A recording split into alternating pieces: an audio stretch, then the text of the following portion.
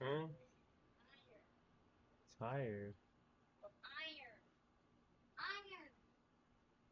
IRON. Iron. I need some Lego iron. I need something Shit. like I need another of this. I need five extra of this thing. Lego. Let me see. This one. Oh, I need another extra. what you want me to do? Uh, get in our Lego box. Man, you crazy. No, no, because of this.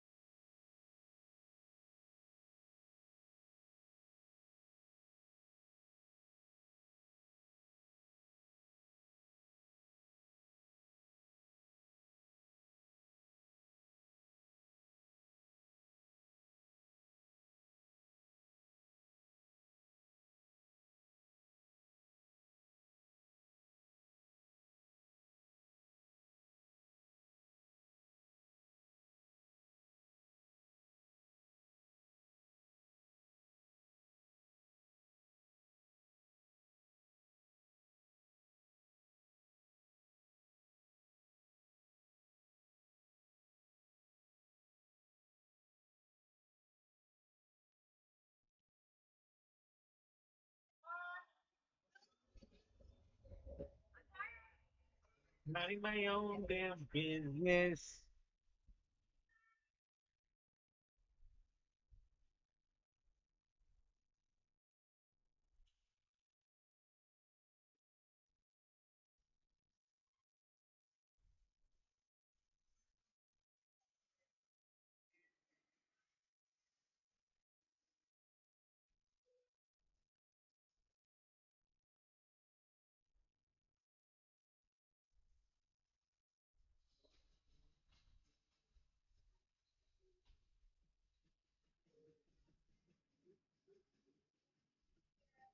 Wanna miss you again.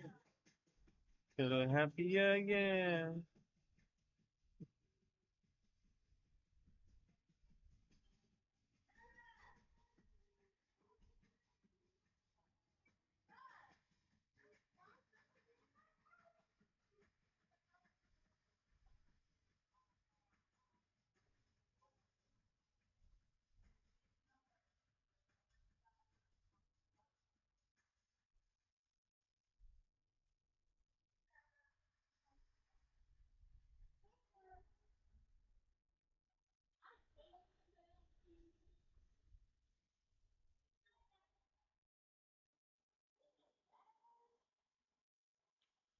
Doesn't surprise me.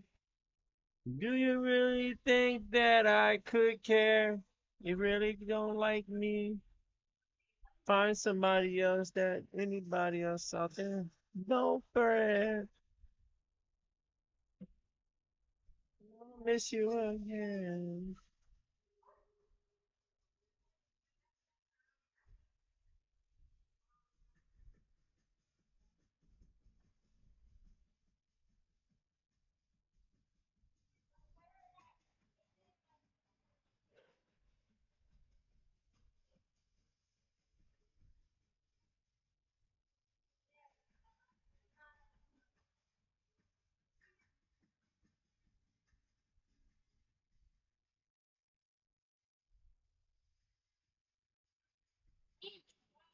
No fret. No fret.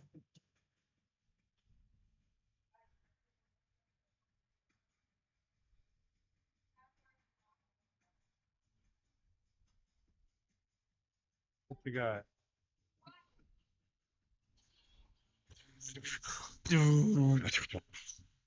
Damn.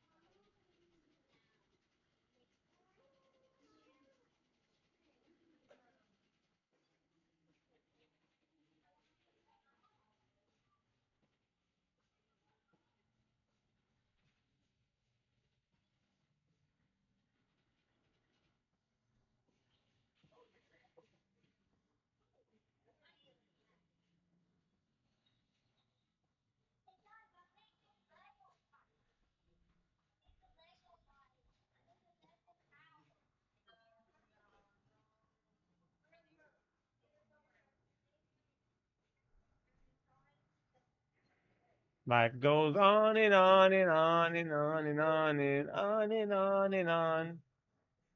On and on and on and on and on and on and on and on. On and on and on and on and on and on and on and on. On and on and on and on and on and on and on and on.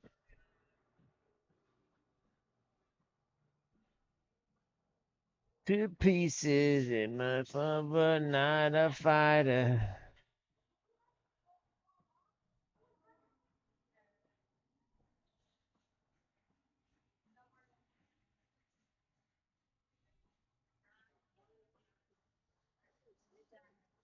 And life goes on and on and on and on and on and on and on and on and on and on and on and on and on and on and on and on and on and on. On and on and on and on and on and on and on and on. On and on and on and on and on and on and on and on. all day, and then I wake up, work all day, and then I wake up, work all day, and then I wake up, work all day, work all day, and then I wake up, work all day, and then I wake up, work all day, and then I wake up, work all day.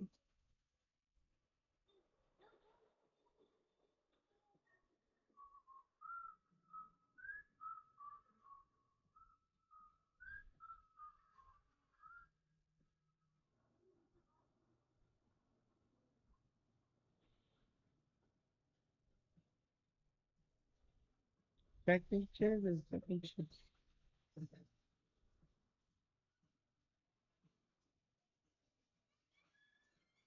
My pocket's getting thicker.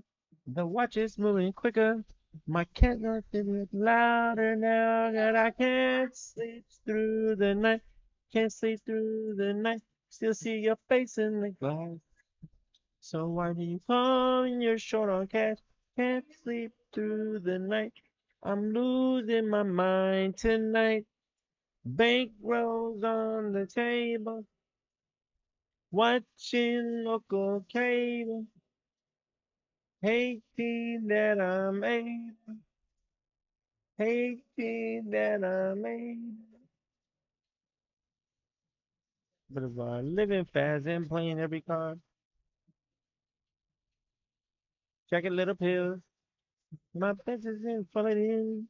I'm I'm double bands, but I can't sleep through the night.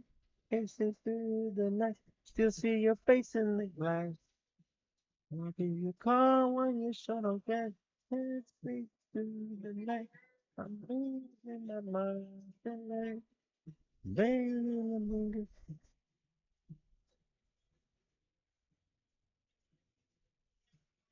not the money, not the fame, not the music, but I can't sleep through the night. Can't sleep through the night. Still see your face in the glass. Why do you call when you're short on cash? Can't sleep through the night. I'm losing my mind tonight. Bank rolls on the table, watching local cable, hating that I'm able.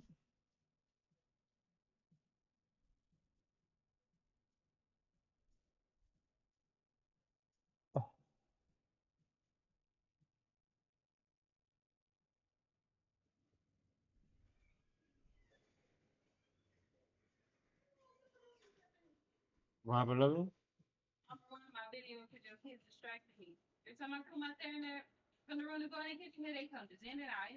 Hmm. Ah, what did I say? Stop coming in and out.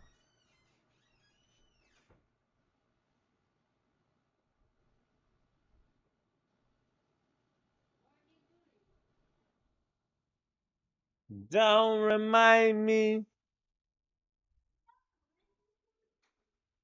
Same wrong word. Same wrong music. That's not the right one? That's not the original one? Oh, which is the original one? It has a human that's destroying stuff. Okay. Oh, you talking about original video. Okay, but it's the original song though. Okay. Sure, I thought you had so I thought you were saying I had the wrong song. You mean I just don't have the video? Come on, Jason, leave your stuff alone, man. You always break everybody's shit, bro. It's all right, Daddy.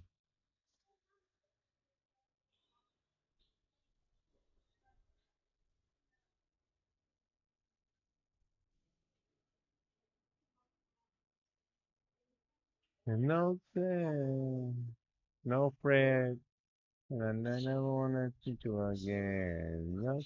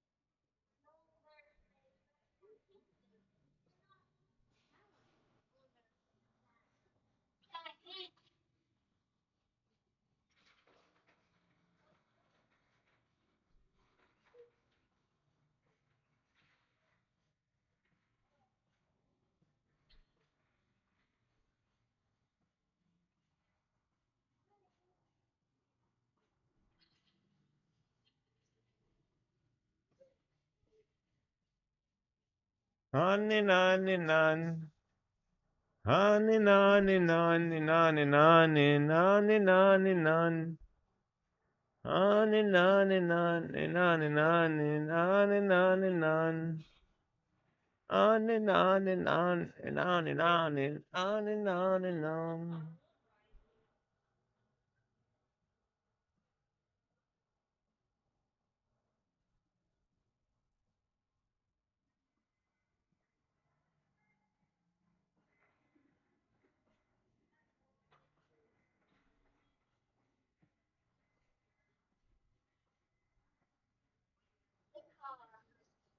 This is a car.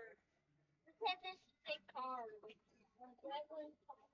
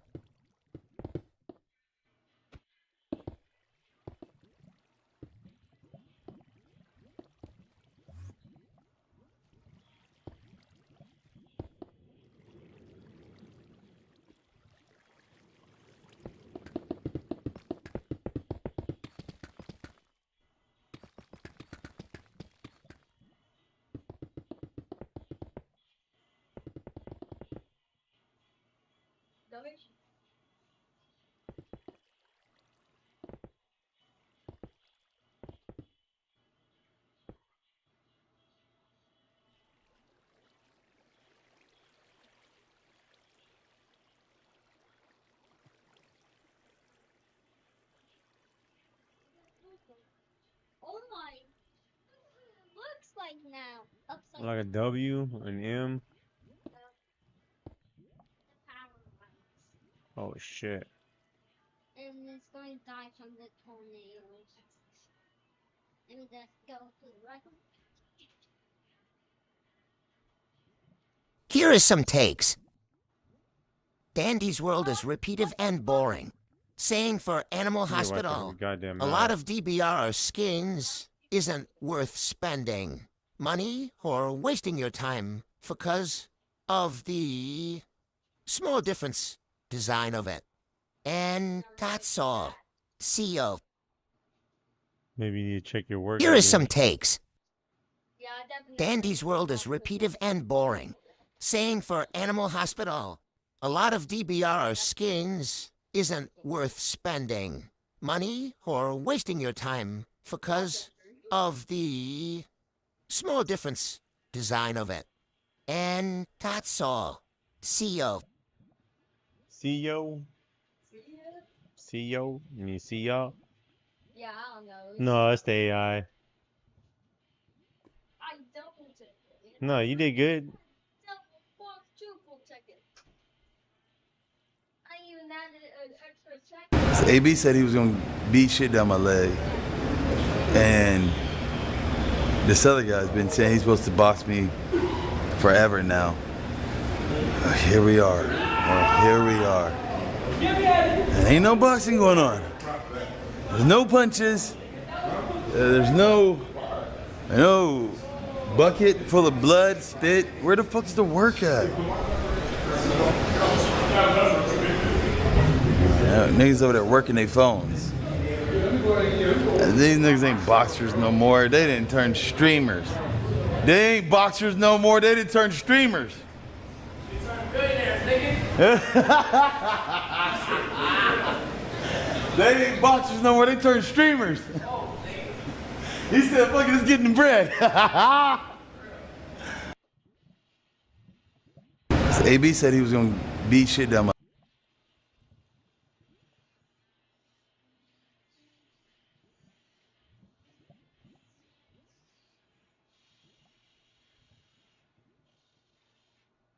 Oh no.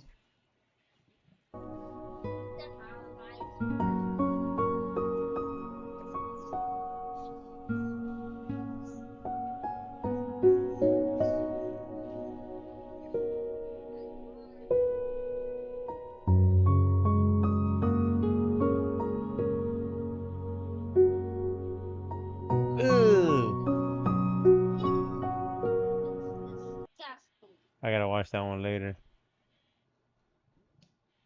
Oh no. That blue watermelon is not real. I ain't done, man. The homie tried to run over here with middle fingers. Now he about to be a backup singer. This is King Trot, a street performer known by most for this certified hood banger. Going to jail tonight. I said you're going to jail.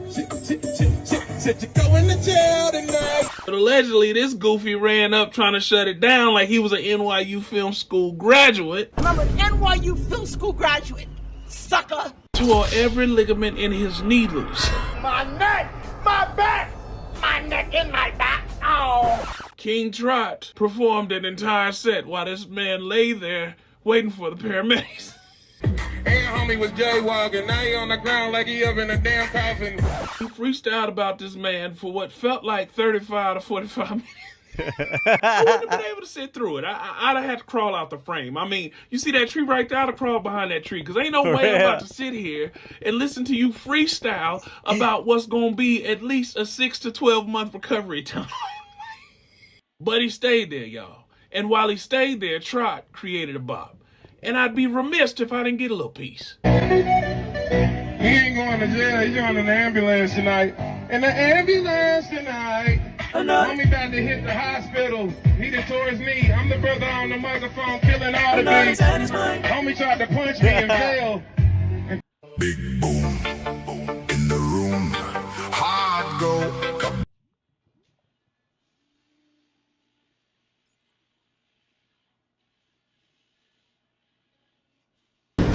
Who's suing me?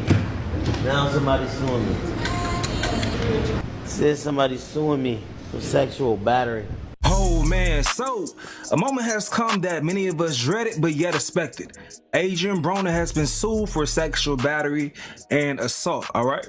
Now, I'ma keep it G, at least this isn't criminal charges. But this may be one case where, even though there's a possibility that this girl could be exaggerating the truth, due to AB's digital footprint, a lot of folks may not give him benefit of doubt. Now, Dean and Kick have been added in a lawsuit for defamation and negligent allegations. We'll get to the details of everything. But first, let me walk y'all towards it because this kind of sucks. Because AB has been finally sober and working towards a comeback and trying his best to get back in shape, you feel me? And financially, he was finally getting back on his feet. Right here, he reflects of making so much money after being basically broke. Let me tell you something, bro.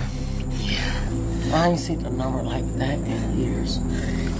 I never knew that I would become one of the biggest streamers in the world. You know, I thought this shit was like a gimmick, a game. I never knew that I would really become one of the best streamers in the world, and I really appreciate y'all. He was even reflecting on the conversation with OT Genesis just yesterday, hinting towards the crazy bag he was getting. Cried like 3 days ago, nigga. The news that I got that's about to happen for me and little bro. Yeah. A piece. Up front. Yeah. For a year. All to today finding out that he just got sued. I don't think they would be spamming it like that if it was good. Who's suing me? Now somebody's suing me. You can't make this shit up. Now I'm being sued. Let me check the story. Says somebody's suing me for sexual battery. Now I'm gonna come back with more details from the lawsuit and also show y'all this clip that's mentioned in the lawsuit. But first, make sure y'all like the video, hype the video, and subscribe if you're new, and peep this real quick. Listen, bro, I try to tell y'all when I be chilling and not doing videos and just, you know, killing time, I be on this grind on this app, freecash.com, bro, playing all these games. Shit that I'll be doing anyway, but at least with this shit, I'm making a little bread, you feel me? See, freecash.com is a platform that gets paid by other apps, and if we try out the apps, they split the bread with us. Come on, but like man. I told you before, you're not gonna quit your job, man. There's a little urge her to drink heavily. In a lawsuit obtained by TMZ, Saint says she got too drunk to drive home and she took Broner up. And a woman is saying that AB dumped ice water on her after she refused to have sex with him. I'll show y'all the footage of that soon, but first let's get to these details. So a woman named Havana Saint is suing Broner, claiming he invited her and her friends to an after party on June 2nd where he encouraged her to drink heavily. In a lawsuit obtained by TMZ, Saint says she got too drunk to drive home and she took Broner up on an offer to stay at the home where the after party took place. While she was staying at his home, Saint claims Broner tried pressuring her into performing sexual acts with him, including sexual intercourse, oral sex, and a hand job.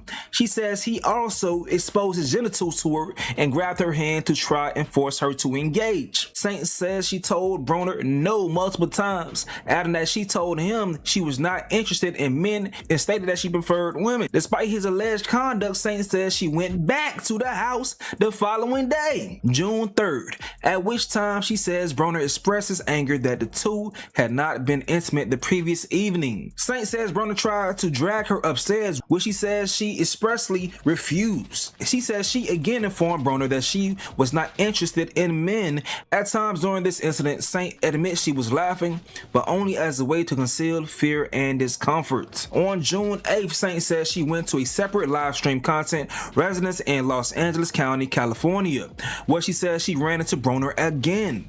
She says she became intoxicated and then Broner physically pulled or dragged her from the house and pressured her to come with him to his Encino home. Once there, Saint says Broner again pressured her to have sex with him, which she says she again declined. She says she and her friend stayed at Broner's house that night, and in the morning she was doused with water by Broner while on live stream. She said this act caused her humiliation and emotional distress. Let's run that clip for you real quick. Cuz, all you do is sleep and fuck and sleep and fuck. Bitch, I'm just holding it down by myself. Oh ass nigga. Hey, nah, I'm like, chill, cuz. You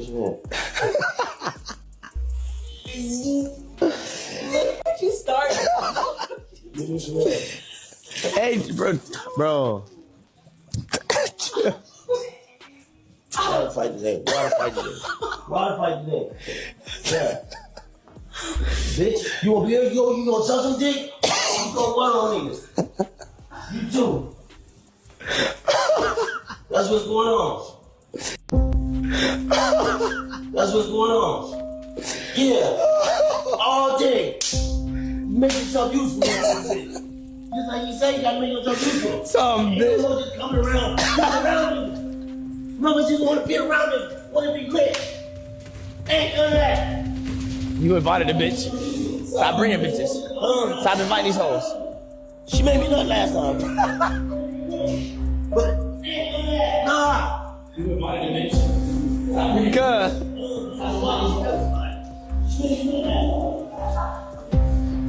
Saint insists she and Broner never had sex, but alleges she made comments while on the live stream suggesting that they did, including saying at one point she made him come. Run that back one more time. She made me nut last time. She asked another man, which is Dean, made defamatory statements about her when he told watchers on his live stream that she slept with numerous people at the live stream residence. Saint is suing Broner for sexual battery and assault. She's suing both Shabazz and Broner for defamation and intentional infliction of emotional distress. She's also suing the streaming platform Kick for negligence. We've reached out to Broner. So far, no word back. Now I know the first thing people gonna say is why the hell she kept coming back. I'm gonna tell you what. This is the reason why she kept coming back. She was trying to find some type of way to benefit, either through clout or through the money. And we all see the way that these dudes been moving in the past couple of months, man. It was a matter of time. Once again, luckily for them, this isn't a criminal case. There very well may be a settlement right here. But this was an avoidable situation for that girl. 100% avoidable. But that does not remove the responsibility from AB, because what the hell are you doing, bro? It's like the man lives to give his money away either through gambling or through shit like this. I think we've exhausted all the talking points when it comes to the stupid shit that he's been doing on camera. The past couple of months. You can only imagine what's going on off camera, and I think we'll be beating a dead horse to say that behavior is bad. We all know the behavior is bad, but nevertheless, here goes full footage of AB finding out on live that he was being sued. I don't think they would be spamming like that if it was good. Who's suing me? Now somebody's suing me. You can't make this shit up.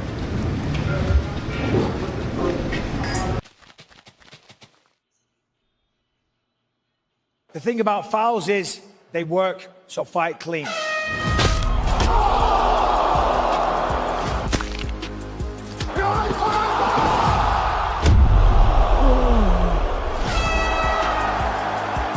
The thing about fouls is they work, so fight clean.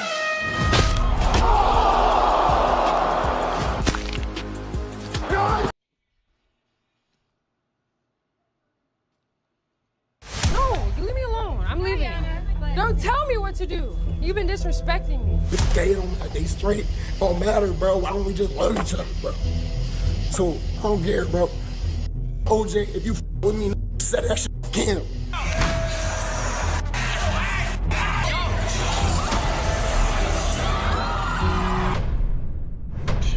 What started as a fun Twitch idea has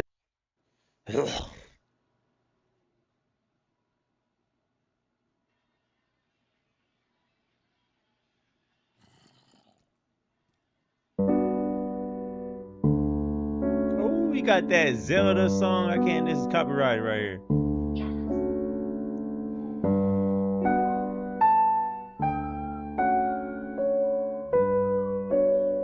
What you know about that Zelda? You don't know shit about that Zelda, dog.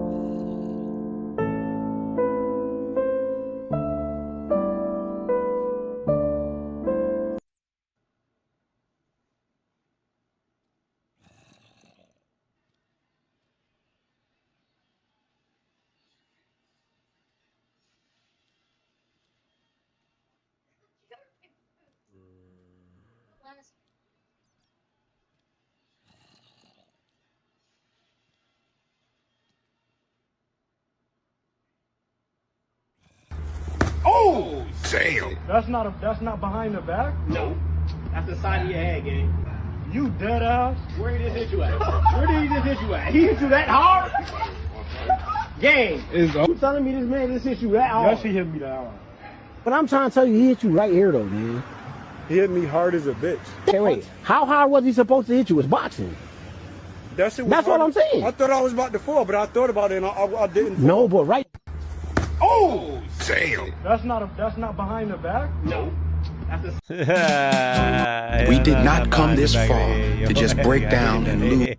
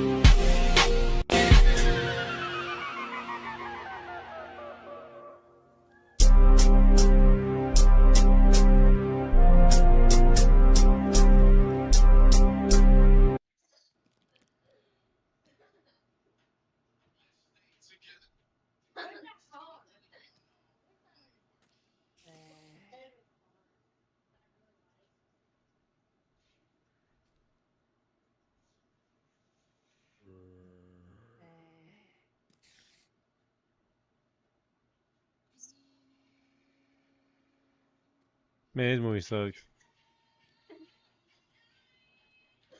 Just got that movie yesterday.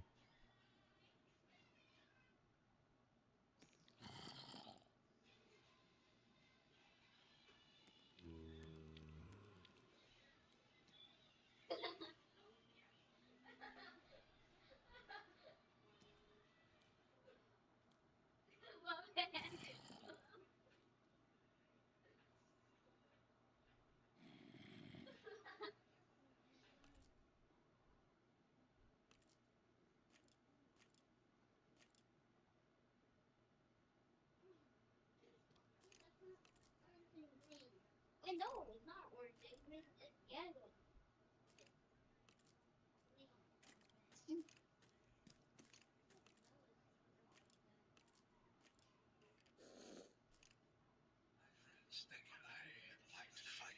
Call no cap. Call no cap.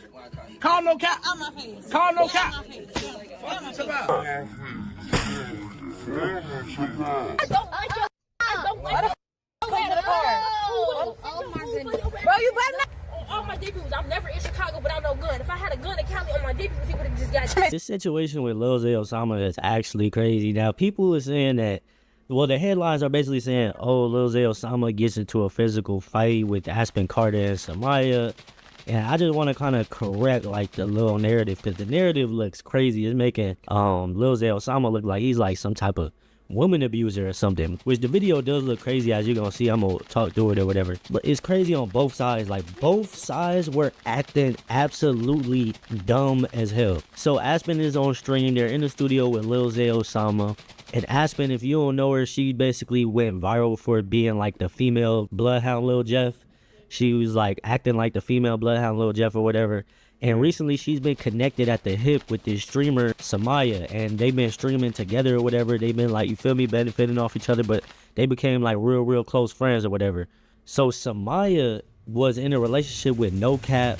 They recently just went viral because, like, Floyd Mayweather tried to talk to Samaya, but I guess she dubbed Floyd Mayweather for No Cap, but then No Cap told her, like, you should have just talked to Floyd Mayweather. Like, there was no reason to tell him. So Samaya and No Cap clearly have some type of weird toxic relationship, whatever. That's not what the video is about. This is where the kind of the fight first happened with Aspen and Lil Zay Osama. So basically, Samaya walks in the door and she gives flowers to Aspen, right?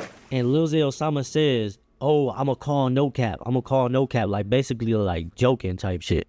And this girl Aspen, instead of saying like, "Bro, stop playing like that sensitive topic," she gets up and hits this man, this grown man, with a bouquet of flowers, bro. They might have thorns on them and all that. Just watch this clip. It's low-key on the hands. The cut water. I hope you did not bring them flowers for her.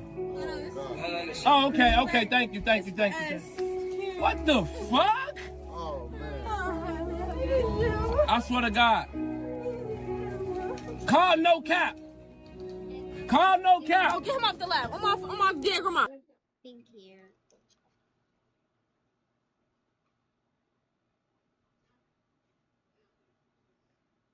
Oh, now you gotta show the. No, she gotta show the chat. Show the chat what you guys did. Show the chat what you guys did to her flowers that she gave you. You don't really appreciate it. Cause I will show your ass. You don't really appreciate that shit. These were pretty. She gave half-ass flowers. You Stop trying to playing get before I home. crack your ass again. Fuck you talking about. Motherfuckers to crack your ass. Yeah, motherfuckers to crack you with these bitches be full of flowers.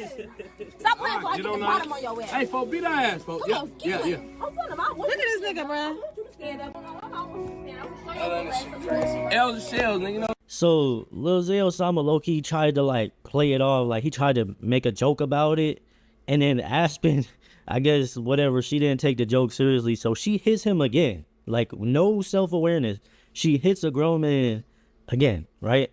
And then Lil Zay Osama says again, like, bro, y'all need to stop playing because No Cap is not here. Basically saying like, your man is not here. Trying to. No, hold on, wait. She don't respect what you just brought her. I hope you know that. Fuck you about.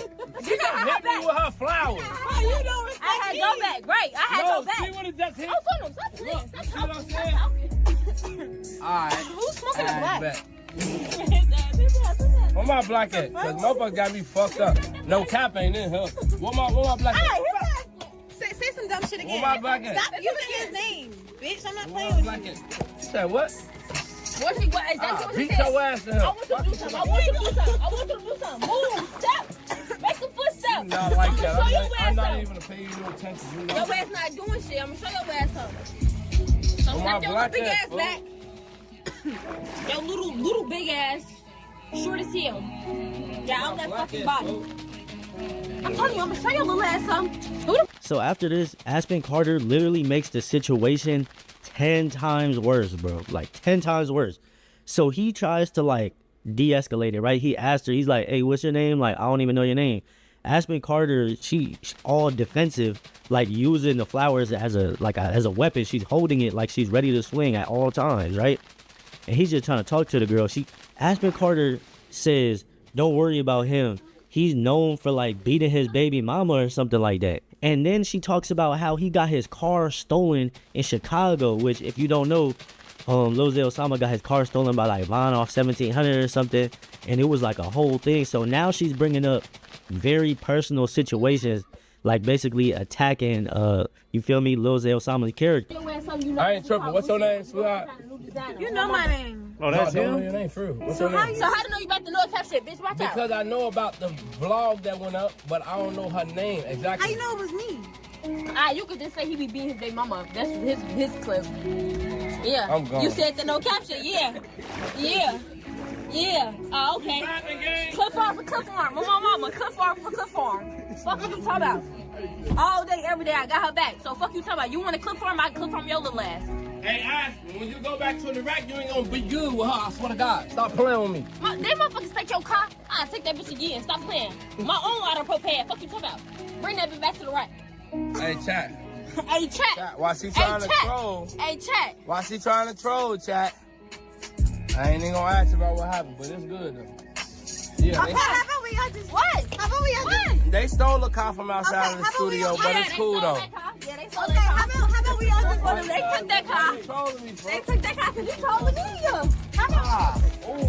I'm gonna show you. How about So now Lil Zay Osama, bro, he's actually genuinely, he's tweaking, right? And they're both drunk. Like, I should mention, like, everybody in the video is drunk. You get what I'm saying? So Zay Osama, as Aspen and Samaya are like laughing on the side, he tells her to call no cap. Like, I don't know why he's telling her to call no cap, but he keeps telling her to call no cap. And then Aspen hits him with the flowers again, but this time it low-key looks like it was hard. Like, before it wasn't on camera, so we didn't see. But now we actually get to see him get hit with the bouquet of flowers. Oh, on my mama, I'm finna beat one of they ass. They keep trolling. Call no cap. Call no cap. Call no cap. On my face. Call no cap. What you talking about? Alright, I'm leaving. What the fuck wrong with this gas?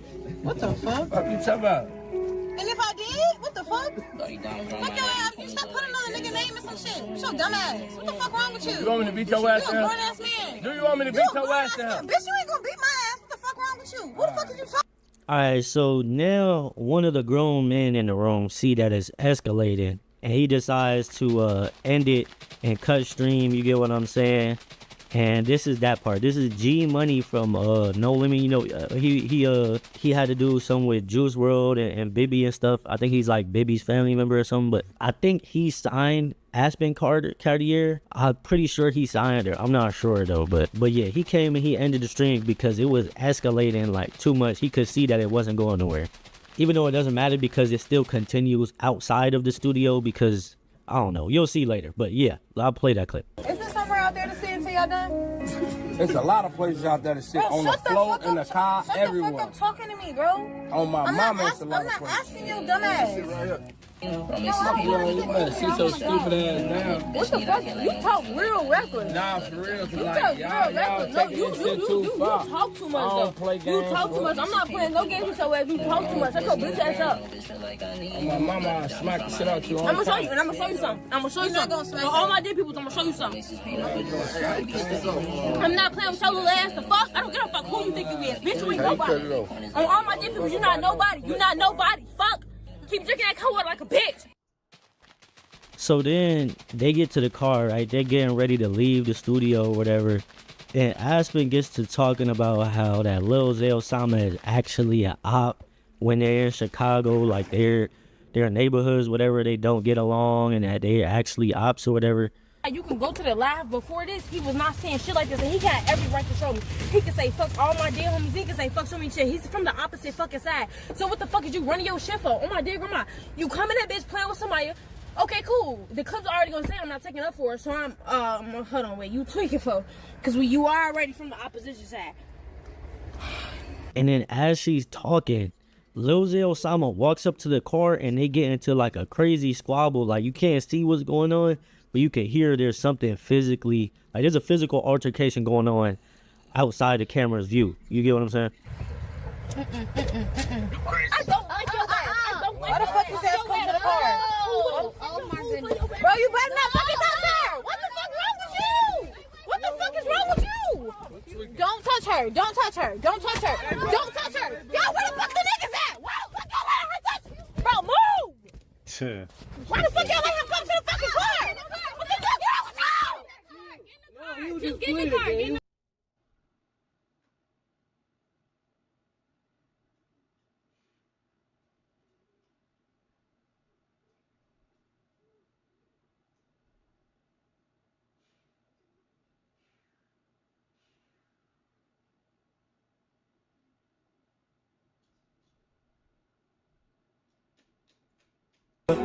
We in Miami turning up another night. We smoking broccoli, but she smelling like a ride. Tell her she look good. That's every time I see my baby. Get my pay, stay out the way. You get the shiny gold. These rows of flames are catching. Show your face if someone touches your man.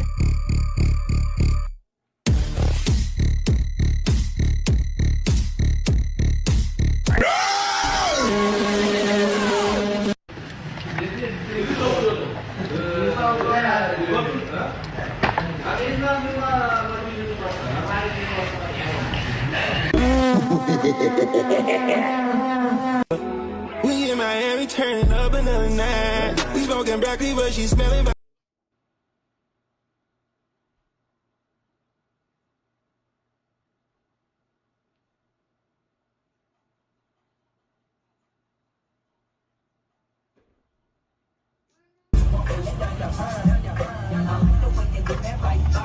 Sir Max, the Honorable be read. Hey, yo, Lizanne, when my Phantom gonna be ready? You know I can't tool around Chipotle in this whole thing. Yes, the whip will be ready in no time.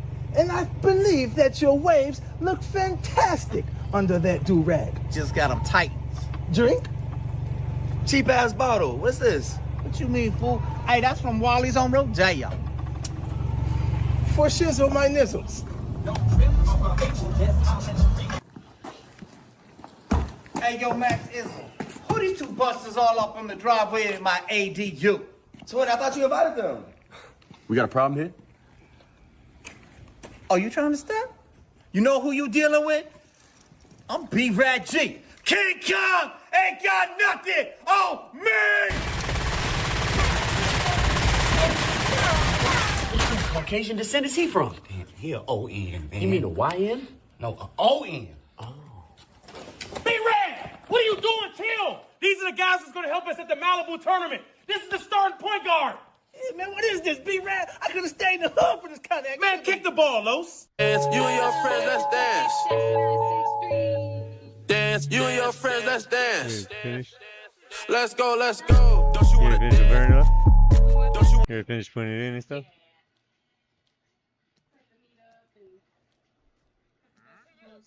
Damn. With some salt and oil and then dumped it in the cast iron pan and just.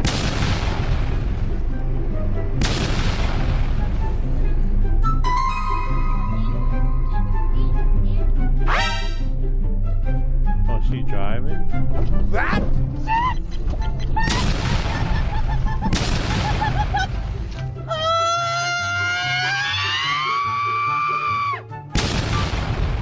stupid.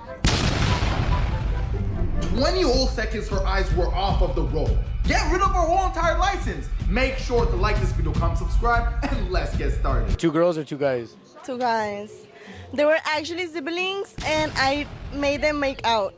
Oh, wait, so you made the siblings make out with each other? Yeah. That's crazy, right? My mom, you gotta marry a good man that goes to church, my tie. And as you guys can see, she has a pew laser pointing at her. So even your mom told you to go marry a good man and you went to go find a low bum scrum hoodlum. I'm telling you, this generation is... Well, just send a couple of people over. Yeah. She would be doing that again, yeah.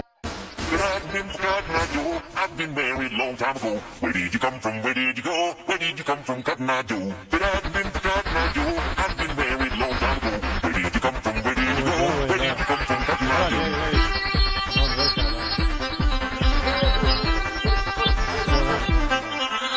So my body count is 1,572. You make me want to drink the pine salt because I don't even know, barely even know 50 people, and you're telling me you slept with 1,000 different penises? Insane. Excuse me. I'm gay. Let me ask you something. I mean, I guess. What made you think that I was trying to talk to you? The past 4 minutes I've been talking to you. That's all that. I haven't said that. I'm not straight. I don't do men. I approach you because your look is fantastic. I just want to take a photo of you. That's all. I'm a documentary photographer. I document Are you people. gonna make me pay for it? No. Excuse me. No, I'm not. Why don't men approach women they ask on social media? There you go. You Get out my face. talking to? Who are you talking to? Small, furry animals. You must stop. You must give us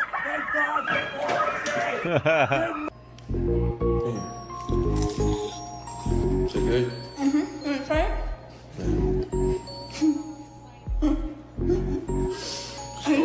That's so cute. So cute. Damn. The fact fact that this little Muppet couldn't even take this little joke just tells you everything you need to know about him. Damn, you he need did to all leave that? while you still can. He did all that for a joke, but she might have been in on that, but still though. Fuck that. The fact that this And they spit on her? so cute. The fact that this little Muppet couldn't even take this little joke just tells you everything you need to know about him. You need to leave while you still can. Ain't nobody that you deal with even know you're free, right? You know you only do that with me, right? Yeah, double checking on you. 1.6 million likes, and she's doing absolutely nothing but existing 1.6 and million being likes, pretty. I see. This is what I mean. That's crazy. Pretty privilege is very real. You can't pull 1.6 off million stuff like likes. this if you like medium handsome. Watch. Ain't nobody that you deal with even know you're free, right? You know you only do that with me, right? Yeah, double check. Knew it wasn't gonna work. It's all good though. I accept the hand that I was dealt. Respectfully, of course. Sensational.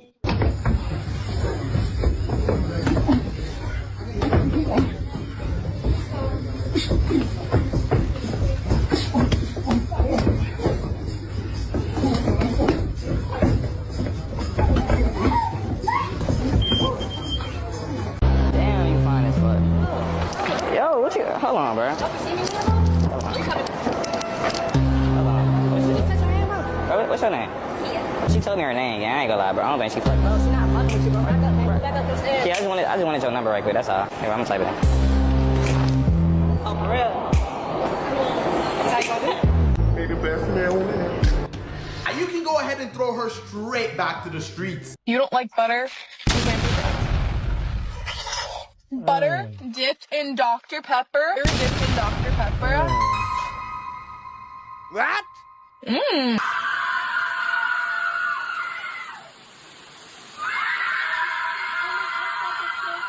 Yeah. When are you gonna propose to me? Why would I give you half my shit? But like that's like what a marriage is about, like having like me having some of your stuff. Yeah, no, but like right now when we get in an argument, we figure it out because you need me, right? But if we're married and we get in an argument, then you're just gonna leave me and then you'll be worth like 500 grand. So why would we get married? Right now, if we don't get married, then we'll never break up. Oh, okay. That's a good point. You're hot, I'm rich, so we both need each other. Okay. Valid. What do you guys think about this in the comments? Is this the right answer or the wrong answer? You're turning this around on me and blaming me.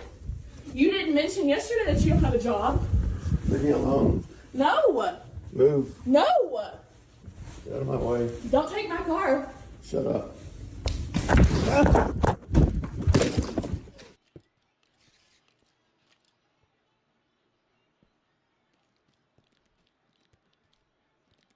That's fine. I'll take the PlayStation back. Stay away. Stop, Delaney. Stop. Stop. Stop. If you're as a man and you're getting this type of treatment, the best thing you can do is honestly just record. It will always be your best friend. Because the moment you try and defend yourself and put your hands back on her, the court system is gonna cuck you by the balls and say, oh, you're the man, so you're automatically the most aggressive one. You want my real height or my Tinder height? Just stand up. How tall are you on Tinder? 6'1.5". In real life, I'm like 5'9.5". But with some Air Forces on, I could be 5'11". So it just depends on what you want that day. Still a little short. Hey, you have no titties. We both have imperfections. Come on. Don't say that about me. Okay, what the fuck? So how's your day going? It was going well until you said that. Yo, I'm beat the fuck out this nigga.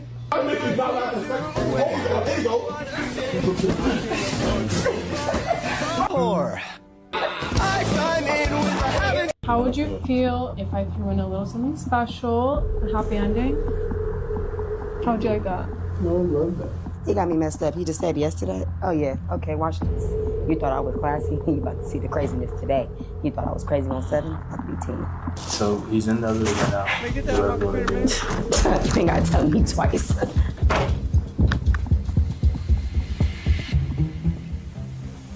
And you gonna ask for the happy ending? You so serious, huh? You be lying like a mofo, and I can't with that, you fat monk ass nigga. You got me fucked up, and I ain't fucking with it. Is you about to cry? What is you about to cry for? Wipe your eyes, my nigga. Because guess what? When you get home, pack your shit and get the fuck out of my house. You have a nice life, 6 years in the trash, waste. Bye. He got me messed up. He just said yesterday. Oh, yeah. Okay, what the fuck? So how's your day going? It's going well until you said that. Yo, I'm beat the fuck out this nigga.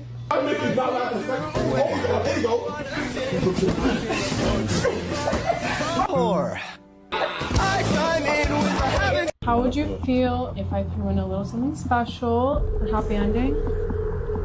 How would you like that? No, I love that. He got me messed up. He just said yesterday. Oh, yeah. Okay, watch this. You thought I was classy. You about to see the craziness today. You thought I was crazy on 7. I'll be 10. So he's in the other room right now. Whatever you want to do. You ain't gotta tell me twice.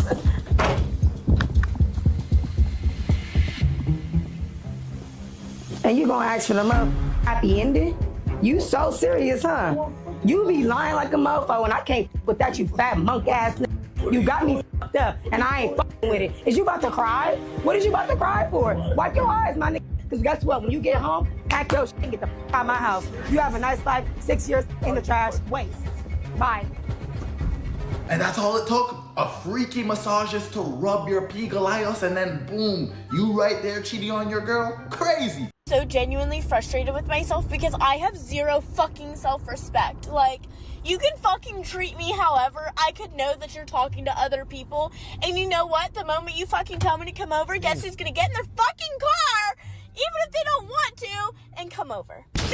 Me! What the fuck is wrong with you? Identify as a lesbian? Yes. You only date female people? What, female as in born, assigned female at birth? Yes. No, I date trans women as well. Okay, so you're bi? No. Bisexual? No, I'm not bisexual. I'm a lesbian. Okay. I gotcha. Okay. When did you realize you were a lesbian? I think I've always known, but it really clicked for me when I transitioned and I was like, oh, I'm a woman. And I like women differently than I thought I did when I thought I was a straight guy. This is quite possibly the dumbest fucking thing I've ever seen in my life. You are reporting that someone stole the drugs that you were trying to sell them. Sir, I'm broke. I'm just trying to make a little bit. At what point does this make any sense? At this point in society's life. At what point? It doesn't make sense. At what point do you think telling the cops that someone stole? I'm being honest. He's not being honest. Where's what he? Are there drugs in this car? No, there isn't. There no drugs in my car. There isn't. There isn't.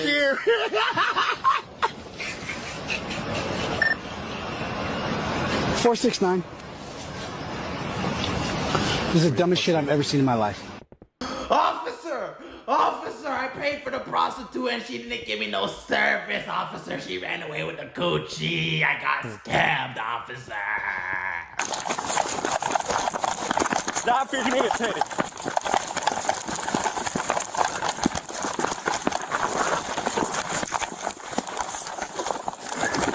Get on the ground.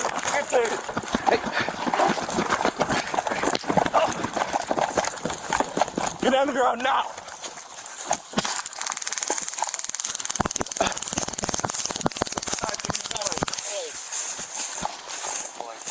He's still running.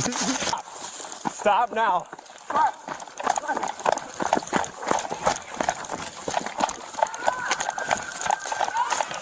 Just means running off the 5th, white shirt, black pants. Oh, the worst he can say is no. Really? What if he asks you on a date and sends his very own booking calendar, guys? Congrats, you made it to the second round, okay. There's literally other girls. Well, I guess that's me right there. Book a date? Well, looks like he's mostly taken. Time 7 p.m. Thinking it's on Replit? Got $75, only 4 spots. 3? This is ridiculous. No, we need your hand. Yes, we need your hand. I don't arrest me. No! Let's go. Give me your hand. Gonna get it again this time.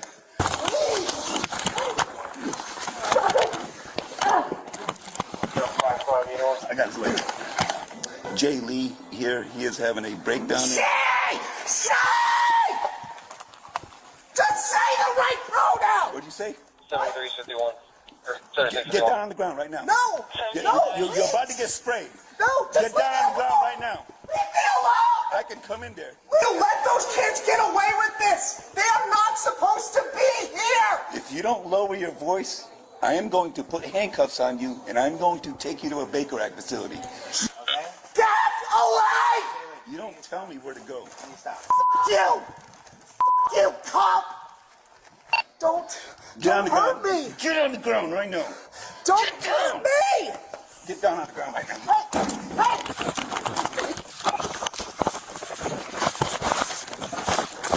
I need to plug in my vape. Plug it in and... Nope, don't do that. Watch out, she's gonna take off. Watch out. Stop the car. Instead of waiting for the paramedics to arrive, Erica casually strolls over to her white sedan parked in the driveway. She tells the officers she just wants to charge her vape, but her sudden isolation raises immediate red flags for the cops. I need to plug in my vape. No, you're not doing that right now. I need to plug in my vape. Plug it in and... Fearing that Erica might try to access a weapon or use the vehicle to escape, the officer steps into the doorway to secure the keys. But Erica instantly lashes out, turning a routine welfare check into a violent physical struggle. I need to plug in my vape. Plug it in and... Nope, don't do that. Watch out, she's gonna take off. Watch out. Stop the car. Using her vape as a weapon, Erica smashes it directly into the officer's forehead. As a second cop rushes in to help, she throws the car into reverse and slams the gas pedal, violently knocking both officers onto the pavement. Watch out, watch out, watch out, watch out, guys. You guys all right? 243, she's taking off in a vehicle. She just struck two of our officers. The 22-year-old suspect has just fled the scene, weaponizing her vehicle and leaving injured cops in her wake. A massive manhunt is quickly initiated across the county. Will they track her down before she hurts anyone else? Quick question for you. If you lost all the money in your bank account today, how would you survive for the next month? I would probably get a man to give me some money. That would be the easiest way to do it. The easiest way, obviously. How could you actually just go out there and get him? Like, how would you try? I would start a business. Why do you say it's easy to get a man now? Because I can pull whoever the fuck I want. Anybody? Yeah. Any of the men watching? Pull him right now. Promise I can. If you really wanted to pull me, right, what would you do? So like the woman has to be in control now? No, I'm just asking you. You said it's easy. I don't got an answer. Left her with no words. What would be the game plan, though, if you lost it all? I wouldn't survive. I would definitely. You wouldn't survive? No. What makes you say that, though? I have zero cash right now. Zero cash. She's the one paying. AKA, they all sell coochie.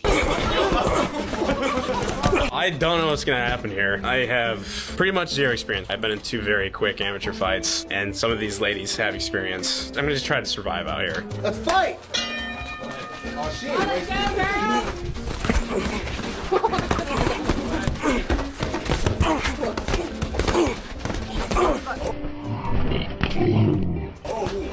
Right there, put your hands up.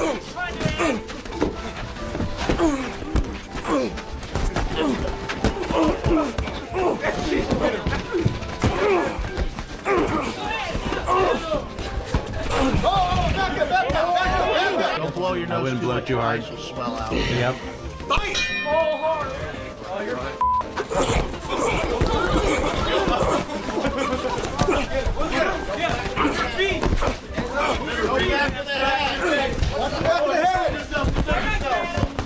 What's up, keep your hands by your face. Protect your face. Protect your face. Circle. Break. The judges have come to a decision. We have your winners. Woo! Ask a little girl. Tell me some things that are great about being a girl. Anything she says is the right answer. If she says, I'm smart, you say, that's right, girls are smart. And if you say, I'm strong, that's right, girls are strong, aren't they? You know, like if you ask a little boy, tell me what's good about being a boy, anything he says is a hate crime. If he says, I'm strong, girls are strong too. What do you mean girls aren't strong? Why would you say that? That's not a boy trait. Like, girls are just as strong as... Well, I'm smart. Are you saying girls aren't smart? Like, we don't... But when girls say this, if you say to a girl, what's good about being a girl? Anything she says, like if a girl says, I'm smart, you go, well, boys are smart too. That's not what we say. Now, again, this is a natural reaction to the fact that for many, many years, women were absolutely held back in Western culture. 100%. Like 100%. They still are, by the way. Like we still have like the American Taliban happening around here. Like, you don't believe me? Go to some of the Hasidic communities right now, like where women don't have driver's licenses and they're not allowed to. You know, like, and then tell me how progressive we're doing, you know, like they spend a little less time worrying about if Sabrina Carpenter is properly liberated and spend a little more time looking at what's going on at Kiryas Yoel in Orange County. Like, that's what's going on in the world. And that's where we would be focusing our energy if we were really concerned about the plight of women, you know. But fundamentally, what we're really looking at here is just that we've convinced men that almost anything they do, they're doing it wrong. And that's really, really unfair, and they don't know what to do with that. And what are the consequences of that? Men are angry. It's absolutely true. That's why so much men are walking around here having low confidence, because it's taught having confidence is toxic masculinity. Can I speak a number? You mind me asking? I'm with my man right now. No, I'm good. I'm good. You gonna say anything? Yo, nothing. You sure you don't want my number? You want my number? Yeah, I want your number. Is this your brother? No, it's my man. How are you the victim here? She already told him no. He's still asking for her number. So she turns to her man for a little bit of help, and you just stay silent? Do you realize that women deal with this uncomfortable, awkward situation all the time by herself, where she already turned the guy down, but he just won't stop talking? And here you are standing next to her, her protector. And Yo. What are the consequences of that? Men are angry. It's absolutely true. That's why so much men are walking around here having low confidence, because it's taught having confidence is toxic masculinity. Can I speak a number? You mind me asking? I'm with my man right now. No, I'm good. I'm good. You gonna say anything? Yo, nothing.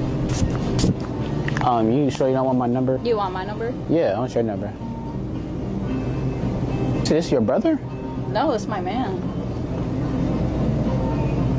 how are you the victim here? She already told him no. He's still asking for her number. So she turns to her man for a little bit of help, and you just stay silent? Do you realize that women deal with this uncomfortable, awkward situation all the time by herself, where she already turned the guy down, but he just won't stop talking? And here you are standing next to her, her protector, and you just don't do anything? You're not giving her a test. You're abandoning her. You coward. Shut up. How is he a coward for another man approaching his girl, demanding her number, and him not saying absolutely nothing? But you know what it is? A lot of these women want you to fight for them. They want you to go to jail for them. Oh, he really loves me like that. But all it is just a validation boost for them. And these simps are literally agreeing that you should be fighting for your woman. When it's your woman, absolutely not. If she's going, she's going. If she's staying with me and being loyal, kudos to that. So I will like randomly cancel dates with men just to see how they react. Like I was actually dating this man recently and he was so nice to me, gave me money, like was a decent guy.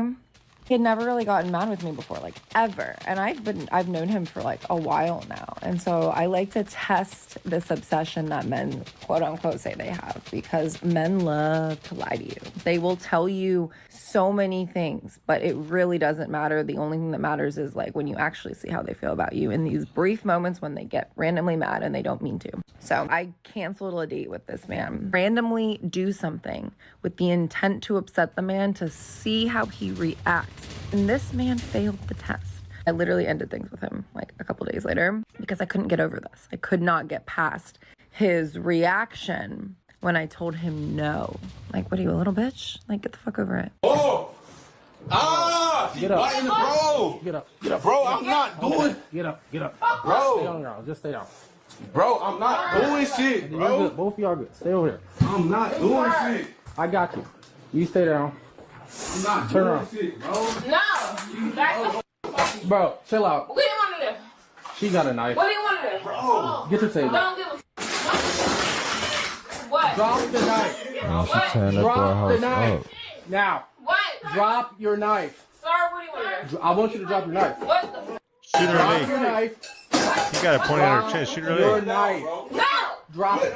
No! The officer fires his taser, but it's ineffective. Come to me. Wow. Bro, do not touch her with no guns, bro. Bro, well, she has a knife. She's tweaking, bro. Okay. Please don't, bro. Get over here. Bro. Walk to me slowly. I don't care. I don't want to shoot for anything crazy, but you need to get away from me. I don't care. I literally came to drop my dick off Chill out. I don't care. That fucking taser not working. Can you? Bro, no. Bro. Can you come this way for me? No. No, I can't. Can you please come here? No, I can't. Listen, I'm gonna listen, get my hey. mother. Pepper spray, son. Hey, listen. Hey. Stop picking. Stop picking. Bitch, I'm not. Man, she threw the F from you.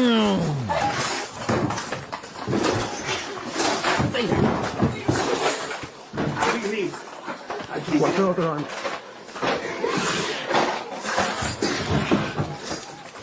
And like I said, Malcolm will get my mother.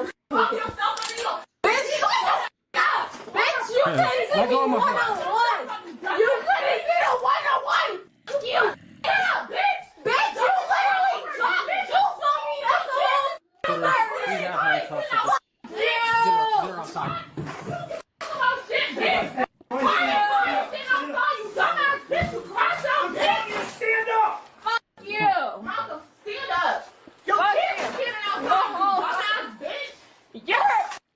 Hey, walk away, bro. Watch out. Get him, you dumbass. And he will. Stupid, and I watch you all just like that, dummy. Get the fuck here before you go.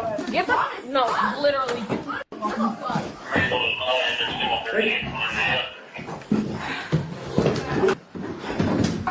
We'll carry you if we have to, dude. But not cool. You're tripping for no reason. You gonna break? So because I was in Austin, I'm like, oh, let me get Tinder again to explore the area with an attractive male. He low-key followed me up to my hotel room. Who?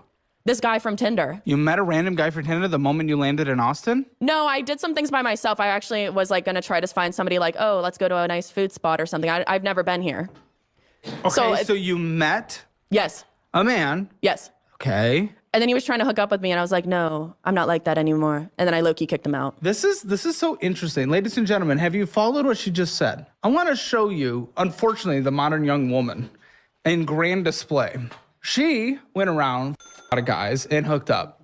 Okay, and that's good. She consented to it. They consented to it. Then she flew here in Austin, chose to meet up with a guy. The guy wanted to hook up, and she just made him sound like a creep for coming with her to the hotel and trying to hook up. Well, we were walking around in public, and then I'm like, oh, do you want to walk me? Like, he was just standing there near me at the elevators. I'm like, are you going to walk me up? And he's like, I don't care. And then I was like, I'm just going to go. And he just followed me a bit.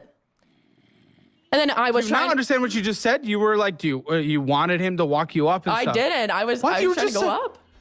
You are the modern young woman. You guys are broken. The moment you guys want to hook up, it's totally good. But if a guy wants to hook up, it's creepy and weird. You know, you can just say no and move on with your life. Oh, I said no to him multiple times. Like, he was trying to take off my clothes, and I'm like, no. What? No. You were pushing the goalpost. She did not say that. Oh, she no, did not say that. No. He was in my... No, you said he was trying to. Yeah, he was in my hotel, and like, I'm like walking around doing stuff, and he's like trying to take off my clothes, and I'm like, no. And then eventually I like open up the door. I go, I'm sweaty and I'm tired. Unfortunately, I don't believe that, because that's what you should have said at the beginning. You're making him sound creepy for being at your hotel when you both walked to your hotel. So unfortunately, based on what you said, I do not believe you. And I know people like you, in my own experience, in my own friends' experience, are just liars. When you get called out because you made someone sound like a creep, they weren't a creep, so then you have to make something up to make them sound like a creep. It makes no sense. I don't believe you. Why didn't you say that? You said specifically that he showed up at the hotel. Oh no, I invited him to come hotel together. We walked around in the public, and then he walked me back to my hotel, which was nice. That was a nice part. But then once we went upstairs, he kind of like came into my hotel room without me asking. Okay, first of all, you guys went upstairs. Because I was trying to be nice. You guys went upstairs.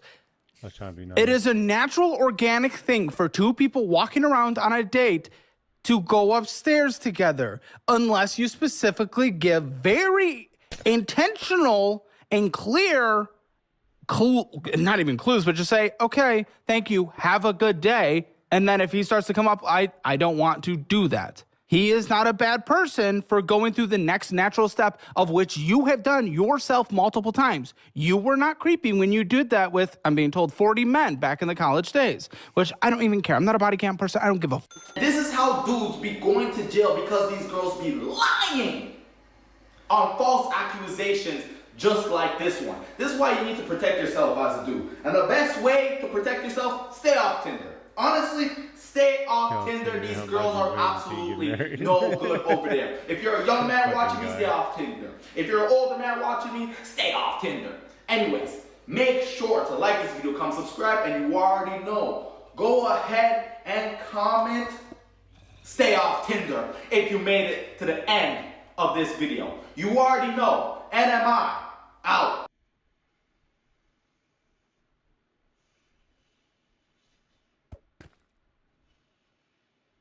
I am a pregnant woman.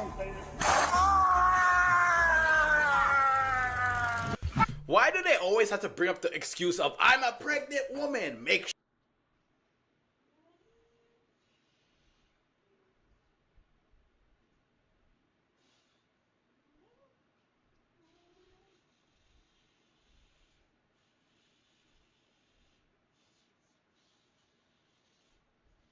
Oh, here we go. We don't date black men. We can all agree on that as a society. We can all agree on that. See, racists, I told you that racism is its own punishment. Didn't I tell you that? I told you racism is its own burden to bear. Now, there you go. Burden A and burden B. See, if you would have been more open and inviting, a brother might have taken that off your hands. A brother that was down on his luck or needed a place to stay might have taken that off your hands. Now you stuck with it. Good luck with that.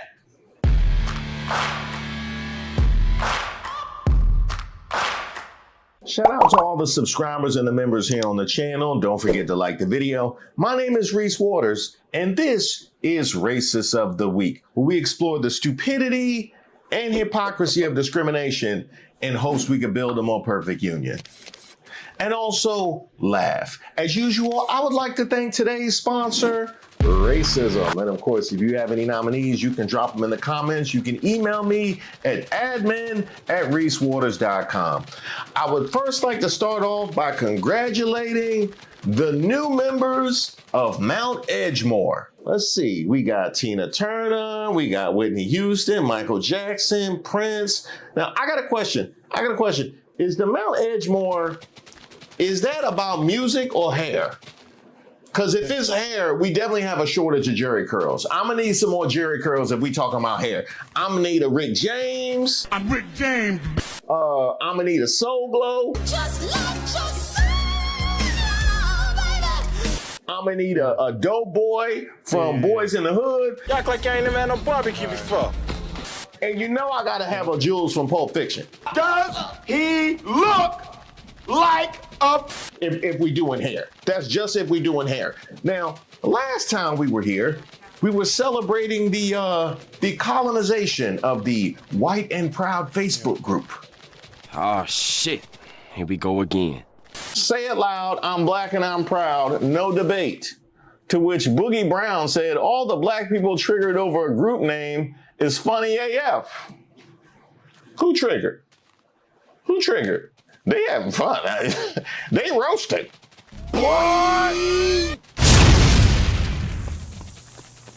What happened? They roasted me. Hey, it's hot outside. It's a whole heat dome over the eastern seaboard. We've been looking for something to do. This was just perfect timing. Hey, cousins, what do you think we should name our new group? Back to Black and F them people. Hey, put me down for F them people. I love you. Yeah. Matter of fact, why don't you go F them people, Back to Black? Ashley Thomas done got into it with Alexander.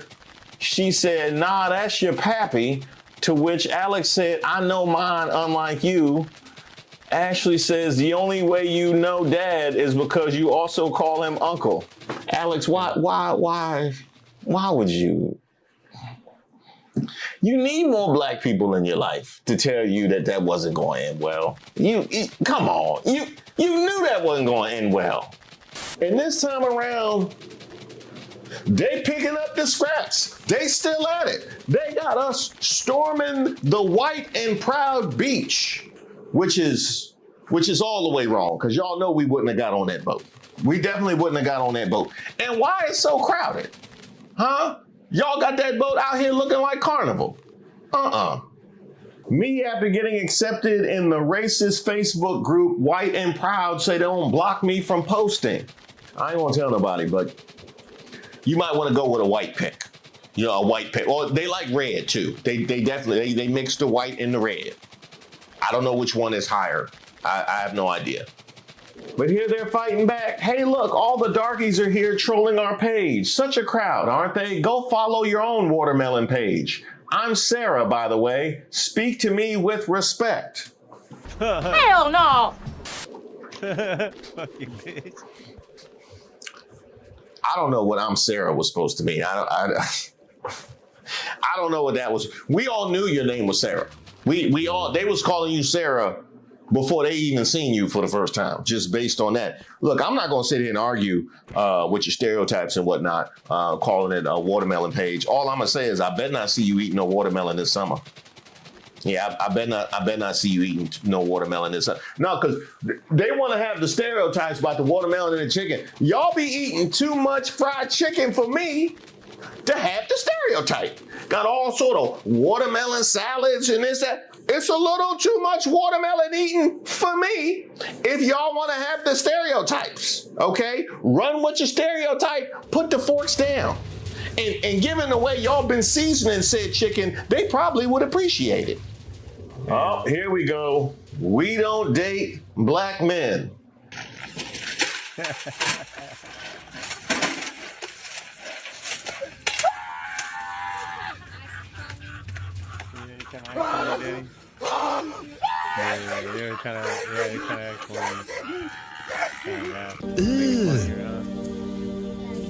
Brother, what's that? Yeah, you knew What's that, brother? My son knows that. Okay. My son knows those tactics. We can all agree on that as a society. We can all agree on that. See, racists, I told you that racism is its own punishment. Didn't I tell you that? I told you racism is its own burden to bear. Now there you go. Burden A and burden B. See, if you would have been more open and inviting, a brother might have taken that off your hands. A brother that was down on his luck or needed a place to stay might have taken that off your hands. Now you stuck with it. Good luck with that. Hello, everybody. I'm Anna. Let's get these blacks out of here. They reek. You're serious? Anna, you not passing with that nose. Come on, what you doing, Anna? You don't even got to do that no more. Come on, you operating out of a 1926 playbook in 2026. Pop out the closet, baby. Wonderful running into Tulsi Gabbard today. Now y'all just being mean. Now y'all just being mean. That's Tulsi Gabbard didn't do nothing to. Yeah, she did. Yeah, she did. Yeah, troll on. Matter of fact, why don't you pull that We Only Date Black Men post back up? Yeah, I want to see something. This is interesting. And I would love to conduct a phenomenological study with a cross-section of the White and Proud Facebook group who has classified themselves as white. My overarching purpose would be to explore why members of a group that espouse to celebrate white heritage and accomplishments are so affixed on anti-black memes, tropes, stereotypes, e.g. Martin Luther King, they need to go back to Africa, do not date black men. Securing research participants would most likely be my toughest hurdle. Well, there go two of them right there. There go two of them right there. But that is a wonderful question, isn't it? This is supposed to be all about white pride, but y'all seem to want to talk about black folk all day. And where have we seen that before? over 400 years worth. What I find funny is majority of the posts are about black people. Why would you have a group that's talking about being proud to be white, yet you're not saying one thing about white people? Your whole group is focused on black people. I, for one, don't get bothered by seeing racists post stuff because it just shows their flawed character. I think it's super funny that black people took over the group. I also see that other white people in the group feel the same as me. Heaven forbid they focus on posting inspirational posts about white people being great. I swear black people live rent-free in racist white people's heads. We sure enough do. We sure enough do. Obama ain't paid rent in Trump's for a whole decade. Rent-free. I obviously, have a room in his head. Rent-free. You do everything with grace. A suite in his head. Absolutely rent-free. And look, it's not like it's hard to find if you just want to post white people and accomplishments and achievements and whatnot. Just go through any of the history that's allowed to be published during the Trump administration. There you have it. There you have it. You ain't got to look hard. You know what? I'll start you out. Here you go. Shout out to Mabel McFlagin, the very first woman to receive food stamps in the United States. On May 16, 1939, she became the first woman to buy food stamps during a government pilot program in Rochester, New York. She was a 36-year-old white woman. Hey, there you go. There you put some respect on her name. And she was a hard worker. She worked multiple jobs. After she worked her day job, she came home and did hair. And she had a daycare, a nursery in the basement. So, you know what I mean? Y'all should be uplifting one another. All right, so this woman says she is proud to be white and is tired of people trying to make her feel ashamed of it. If you would have asked me like 9 months ago if I would ever be making pro-white content, I would have looked at you like you were insane. Like, the idea of a white person being proud to be white is so foreign to most of us. And it's really only been conflated with evil and hate and maliciousness. And it's like you stop and you think about that. Like, white people are really the only ones that are taught to hate ourselves. We're the only ones that are blamed for every and all atrocities across the planet over all of time. Now, Rob Smith, you really just gonna sit there and let that ride? Rob Smith, you really just gonna sit there and hey, I'll let you slide on the essence thing. I ain't drag you. You sat there and let this white lady talk about white people are the only people that are taught to hate ourselves. They have literally associated the word and color black with all things bad. What are we talking about? We had to get legislation so we can wear our natural hair to a job. What? How much coddling do y'all need? We are the only ones that are taught to be colorblind. We're the only ones that are constantly having diversity shoved down our throats. Like, you know what? I got something for her. I got. No, go ahead. Let her finish. Let her finish. we have to. We are a global minority being replaced in our own countries, and I've had enough. Damn, so this is interesting. What I will say is this. There are so many, number one, everybody should be proud to be in whatever skin they're in. And there's so many people that, like, black people, people of color, whatever, that conflate being proud of who they are with, like, literally hating white people. And I think that is the response, right? Like, that is where this is all coming from. And so I agree with it from that perspective. He showing up did. He showing up did. So many people conflate being proud of who you are to hating white people. Let me go check on the white and proud group again. Let me go. Yeah. So that's not hating white people, you said? No, I think the white and proud group pretty much I would think you completely goes against that point. And in fact, the majority of the blank and proud groups on the internet, being the white ones, would follow a similar tact. Yeah. You're going to need to try again with that one. But I love the part where she said White people are the only ones that have diversity shoved down their throat. Damn. They just be saying shit. Watch this video and let's talk about it. So weird watching black people get mad at white people for starting functioning white communities. It's like, you know how happy we'd be to see black people start a functioning black community? Like, we would leave you to it. We would be, oh my goodness, good for you guys. Okay, y'all ready? Y'all ready? He forgot about. Oh, you want to go ahead? Black Wall Street. All right, you got it.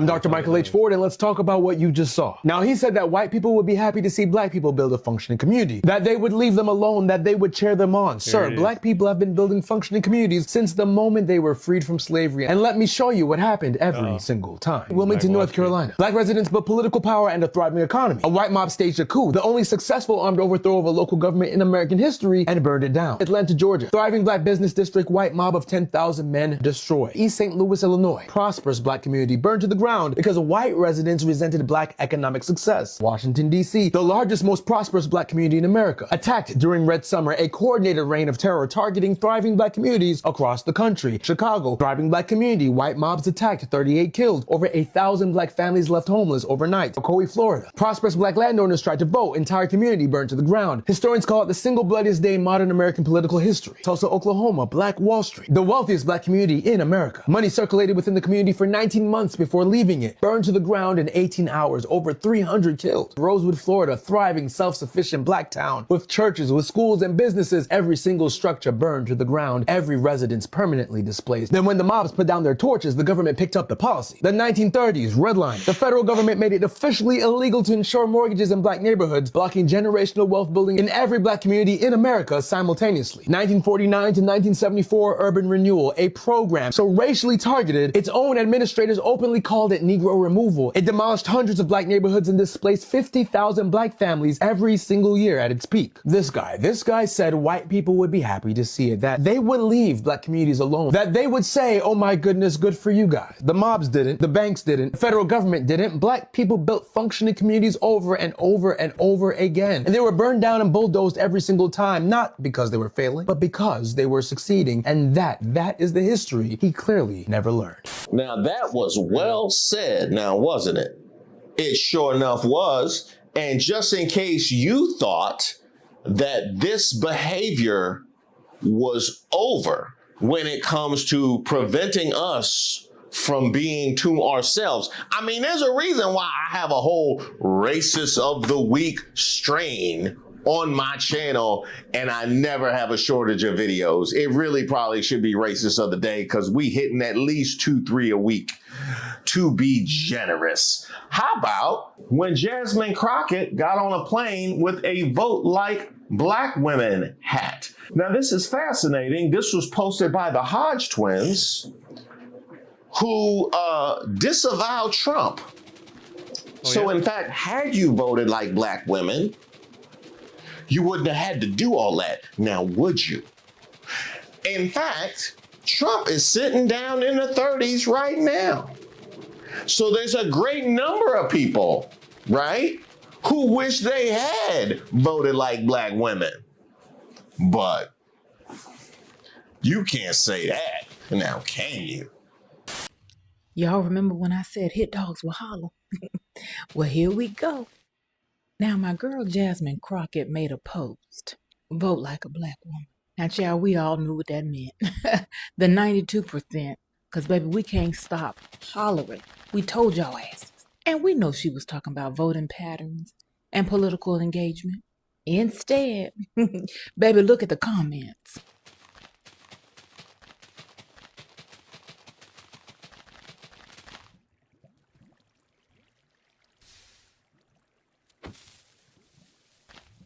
One person immediately goes to fight like black women on a cruise ship.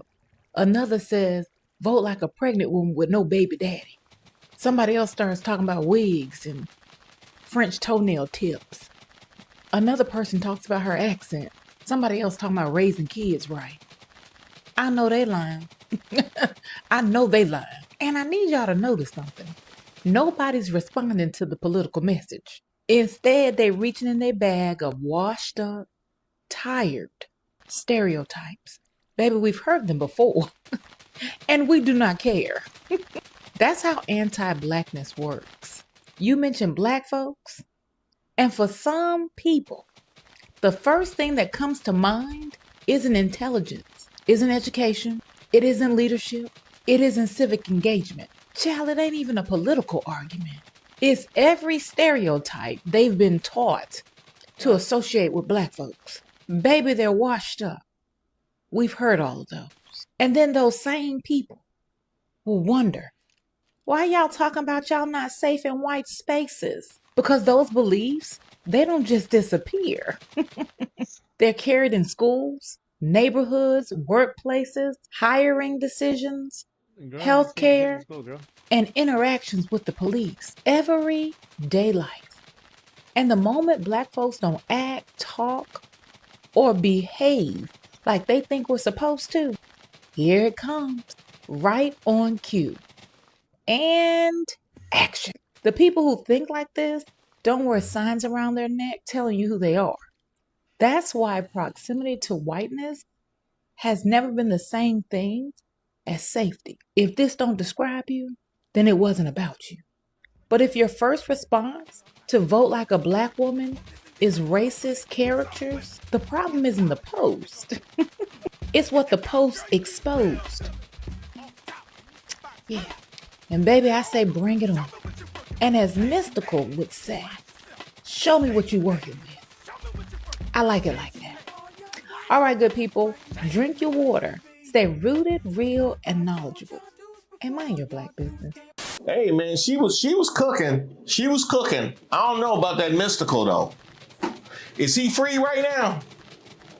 Okay, we gotta check on that. But double down on drinking the water. And also double down on the obsession. Can't even get on a plane. I just saw something like that recently. I spent the whole flight wondering what the clouds look like. She probably spent the whole flight wondering why she was seated next to an a-hole. And yes, you are correct. Imagine filming a black woman the whole flight journey and thinking you're the victim. What needs to happen? I need to know. I need to know what needs to happen. Y'all done had a whole decade-long temper tantrum because of the crime of electing a black president. Obama.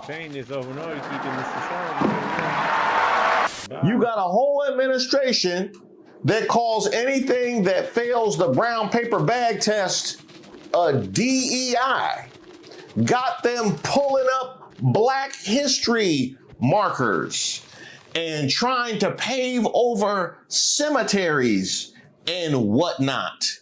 And y'all are the victim. I want to tell you something, just a bit of advice, and this is probably too generous.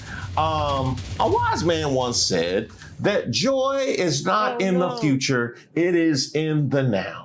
And I can tell you, racist, white supremacists, if you can't find joy in America 2026, you will never find joy. He's right, you know. I know that ain't what I think it is. This is what 38 looks like when you pay extra to keep them out of your neighbors. This is what 38 looks like when you have actual work ethic. Oh, I got a question. What type of job? What type of job? Because you just said keep them out of your neighbors. So whatever you're doing, it don't involve writing or reading. I can tell you that. This is what 38 looks like when you never let them into your home. This is what 38 looks like when you've never once done business with them. This is what 38 looks like when you've never employed one of them. This is what 38 looks like when you've never had romantic relations with them. The key to success in staying youthful is keeping them as far away from your life as possible. Ask me how we know.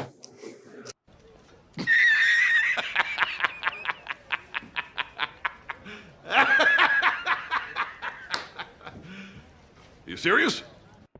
Oh, I am white and proud. The degenerates and bane of our society could never, ever make me not love myself and be proud of my heritage. Strong arm. Ma'am, how do you know? How do you know? No, because you put in your thing, ask me how I know. You said you've never had relations with them. You've never done business with them. You've never employed them. You've never even let them in your home. How do you know? See, you said too much. You said too much. Now you have revealed yourself to be a racist based on zero personal experience. Too much dip on your racist chip. And that's before we get to, what you say, 38?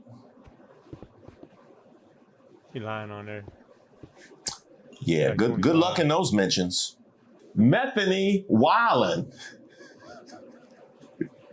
Methany. I saw it though. I saw it. Hey, she ain't let him in her home. She must be meeting him around the corner. This has to be a troll. There's no way you brag about only being 38 when you look like an old man's. Hey. The hair would at least be one color. It wouldn't be streaky like that. And the damn sure wouldn't have that trashy tattoo on him either. And this is what 38 looks like when you're not a racist. 59, that woman needs to be on a poster as a warning to what happens when you're racist. 42 years old, when you're a DSA member. When you're 43 and not racist. This is what 60 looks like when you're not a racist. This is what 57 looks like when you're not a racist. 38 looks good when you're not a racist. I suddenly don't feel so bad about turning 39. Yeah. Yeah.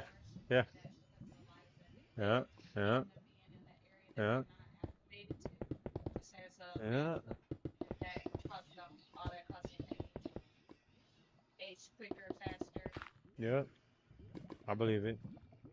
I believe all that racism and all that stressing of all that conduce from their ancestors is what's speeding up their aging. Yeah. Still genetics. It's crazy. This is 53 when you're not a racist. 47 when you're not a racist. This is me about 4 years ago at 65, not a racist. This is what 60 looks like when you're not a racist. And this is what 39 looks like when you just want America to ban flock cameras and focus on liberty, self-government, and the Constitution. Holy frig, that other chick is 38? Is this what I, age 36, have to look forward to? Are you racist? Well then, no. We got a response to the initial. This is what 38 looks like when you're not a racist. Somebody decide to placate. If you're going to do a comparison like that, you should not use a filter. The digital artifacting is easy to see, so 30 does not look like that for you either. Yeah. LOL. Hey. Yeah. Hey, I got a project for you. It's probably going to take up the next 6 months. Yeah. Mar-a-Lago. Real Housewives of Mar-a-Lago. Yes, since that's what we're doing. Matter of fact, Trump making a speech tomorrow. That should take up at least the rest of your month. Yours truly when I was 39, youthful and happy because I love mankind. Sir, you thought you was slick. You thought you was slick. They was having a moment full of self-love and empowerment, picking up one another, and you trying to holler. You know what I mean? That's what they be talking about. There wasn't nobody even checking for you. You picked that to shoot your shot. I mean, it was smart. I ain't gonna lie, it was smart. But you done messed up my video now. Welcome to the dark side. Okay, y'all done converted Shorty real fast. Y'all done got her in BLM. I feel like she did that shit on purpose. Hey, like the whole first video. Y'all know good well she don't got no BBL like that. That was bullshit. Come on. The first one Come on, y'all doing too much. Dude, she was lying. I support it though. I ain't gonna lie, I support it. Hey, send that to that guy that was checking for the artifact. Nah, he bullshit. And so it begins, man. Chud the Builder's tweets are being read aloud in court, and the judge is completely shocked, and you can see the disdain in the judge's face on the clips that I have here. Chud the Builder, man, you just a foolish guy. Even in the Bible, in Proverbs 18:6, it says a fool's lips walk himself into a fight and his mouth invites a beating. Like even in scripture, God understood. God made us understand it, I should say, that if you gonna talk it, you gonna pop it, you better be ready to fight. Because your mouth and your words is gonna invite the ass whooping that's coming immediately after. So Chud the Builder in jail crying. It's in movies too. Come on. He going through a hard time. God is good. He calling home in tears. We got a new phone call. Hey guys, it's Judd Dalton. Again, I just want to tell everybody thank you for all the help and support. And they're trying to put me away for 60 years, which would be the rest of my life. So I just need you guys' help as much as possible. I appreciate all the help that you guys have already given. Just pray hard, man, because they're trying to take my life, truly. So I just need all the help I can. Your call. Just pray hard, guys, because they're trying to take my life. Man, knock it off. Nobody care, bruh. You out there antagonizing people, causing problems, and now they playing his tweets in court, man. If you don't know about the situation, Chud the Builder is this racist content creator that he shot a disabled veteran in front of the courthouse after antagonizing the guy, walking up to him. His content is based on saying racial slurs to people. He walks up to people, say, hey, do you believe in free speech? And they say yes. Obviously, most people was going to say yes. And then he says racial slurs to them and says, hey, it's free speech. If you believe in free speech, you shouldn't have a problem with me calling you the N-word in your face, or you shouldn't have a problem with me saying Hail Hitler in your face, or you shouldn't have a problem with me saying you're an N-word lover in your face. Like, it's free speech. So he walked up to the right guy one day, turned to altercation. He shot the guy 7 times, or 6 times. I'm sorry. He shot himself once and shot the guy 6 times, 7 total shots.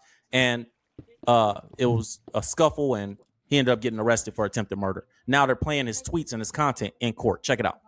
On what his intent is. For instance, on May 4th of this year on X, he posted, keep encouraging your fellow blacks to assault me. When you see a chimp with their brains blown out on the timeline, just know y'all did this to your own people. It sounds crazy when they read that transcript in court, man. It don't never sound good when it's the transcript. Bill Burr got a famous stand-up. If you guys know Bill Burr, comedian, he got a famous stand-up where he talks about this. He was like, you know, you got to be careful what you're doing out there because the transcript never reads well in court. It never reads like the situation. And he goes on to this spiel where he like, you know, you can have a woman and you know, she like, no, stop it. You're so bad. And you read that in court and it's like, no, stop it. You're so bad.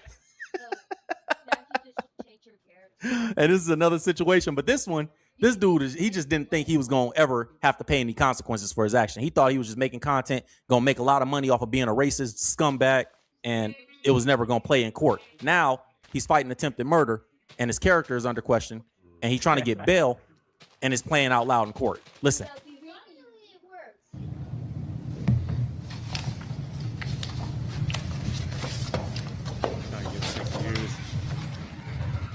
May 7, 2016. This is 6 days before this event.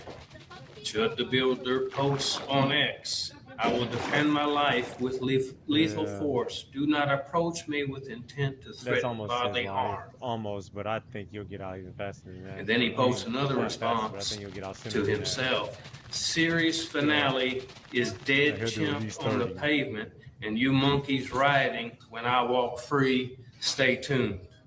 Oh shit! Listen, man. The judge is looking at it where he's saying, and trying to decide if he should lower the bail or if he should allow Chud the Builder to get out of jail for this attempted murder on a disabled black veteran. And this is the tweets that's being played in court, and Chud the Builder just sitting there like an idiot, like completely heartbroken because you didn't think that this was ever going to be a problem. Now you need your character to be viewed in a favorable light, and it won't be because of your tweets and your conduct online. And I think it's hilarious. I think it's absolutely hilarious. Even the judge sitting there, you can see why the judge hearing it You know, and the judge probably don't got no social media. He's silver hair. This is the first time he's probably even known about this dude. Is this case?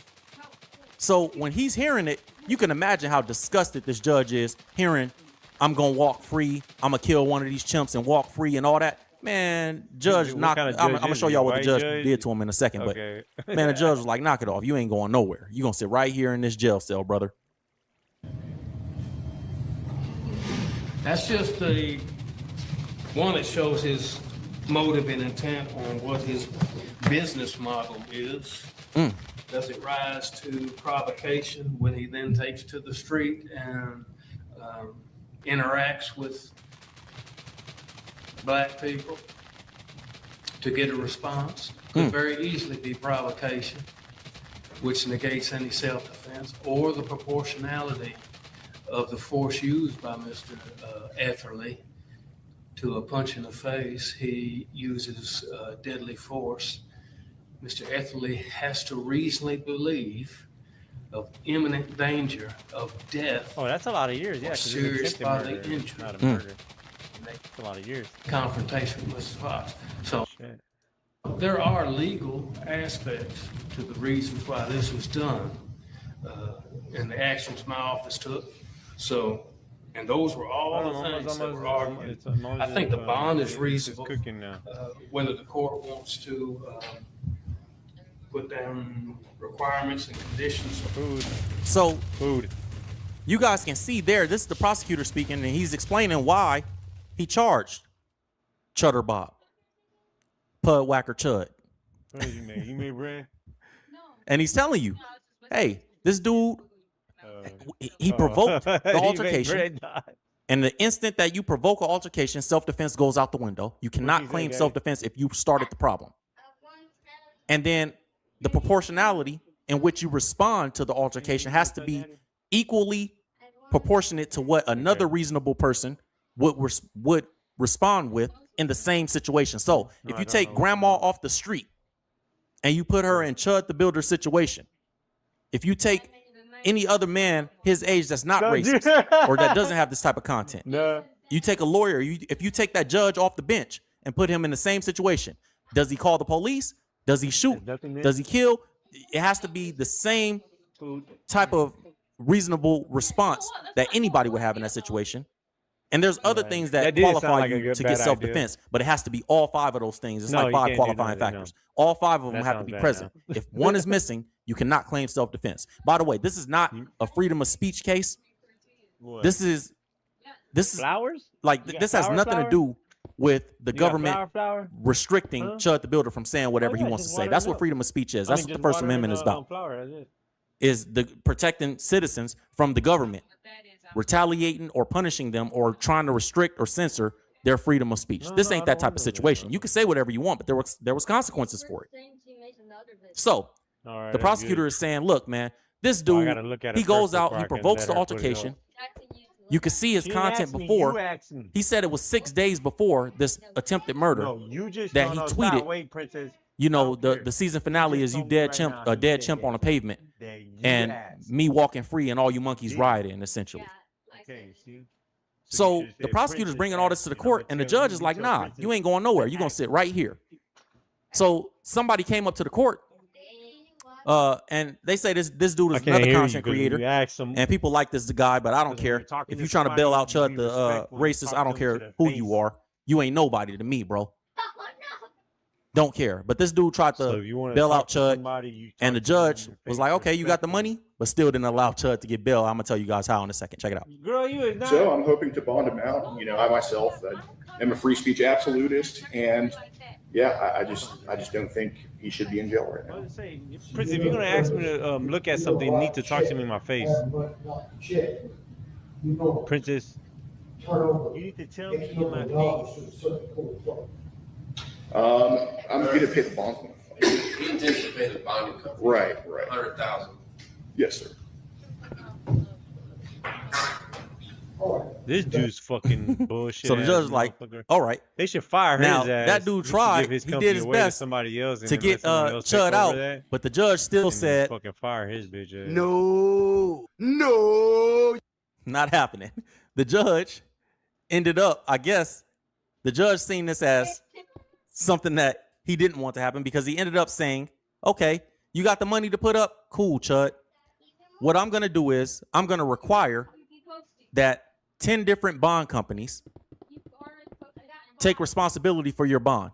So you can't just put up 100. Normally, to get bail is 10% of whatever the bail is, and a bail bondsman would have to take responsibility for you and say, hey, we're going to be sure that he gets to court. You pay the bail bondsman 10%. In Chud's case, he has $1 million bail. So what you heard the prosecutor say, that the prosecutor didn't disagree with the amount that was asked for bail. So it will be $100,000 to the bail bondsman for Chud to get out. That guy said he would be willing to pay it. But then the judge said, okay, that's cool, but I'm going to set a stipulation to say that 10 companies, 10 bond companies have to come forward and take $10,000 each, $100,000 of liability each, which would mean $10,000 cash to each bond company, right? Because we're not going to allow one company to take full responsibility for $1 million bail specifically for this guy. Obviously, the judge don't like him. The judge is like disgusted by his behavior and his tweets. You can see it all in the judge's face. I'm about to show y'all the judge's face. Look at the judge's face when he's listening to the prosecutor explain. Like, this judge don't like what he was hearing, man. So that's the judge that set the 10 company thing, the 10 company stipulation. And Chud the Builder's lawyer responded in the hearing and said that he was requesting the cap allowance be raised, saying that only 2 companies were willing to work with the case and allow Chud to be bonded out. The judge denied that request. So, you know, Chud the Builder's lawyer is like, man, look, only 2 companies are coming forward to say that they're willing to take on his case to allow him bail. You asking for 10. Where are we going to find 8 more companies? And the judge said, it's not my problem. It's your problem. If he can't find 10 companies, go back to jail. I don't care how much money you got or how much somebody come forward and say, we'll put the money up. It ain't just about the money. So I'm assuming that the judge knew that it wasn't going to go like that. Like 10 companies is not about to split a bail for one person. It's going to be really hard to find those 10 companies. If they do it, I'll be surprised. So clearly the judge is like, yo, I want to make sure that he stays in jail a little longer. He don't want him to get bail.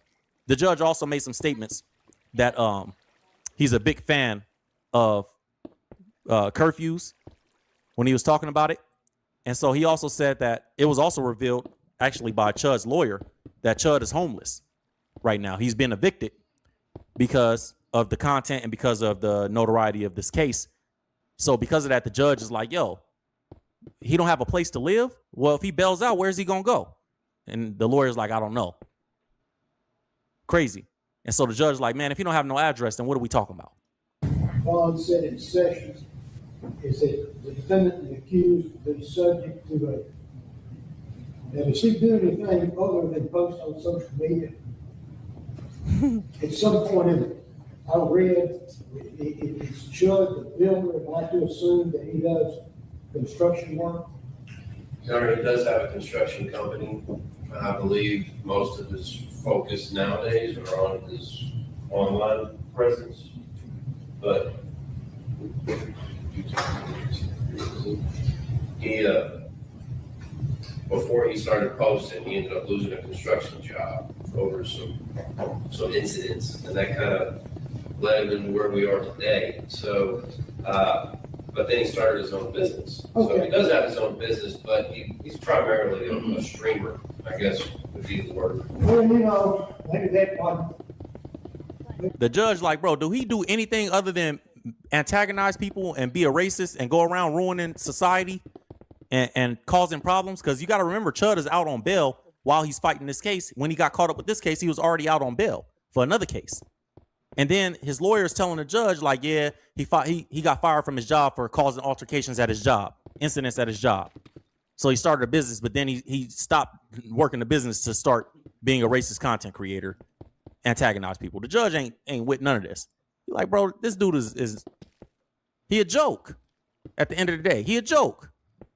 So obviously you guys see what's going on, man. Chud the Builder, he got a uphill battle, and I love everything that's happening to him for him, because It's gonna build character, bruh. Go in there and break up some big rocks and turn them into small rocks. Make some license plates.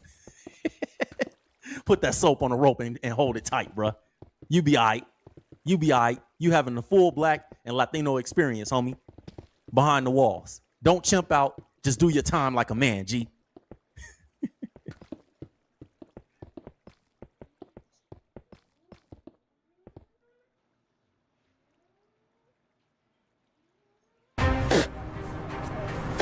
Get that.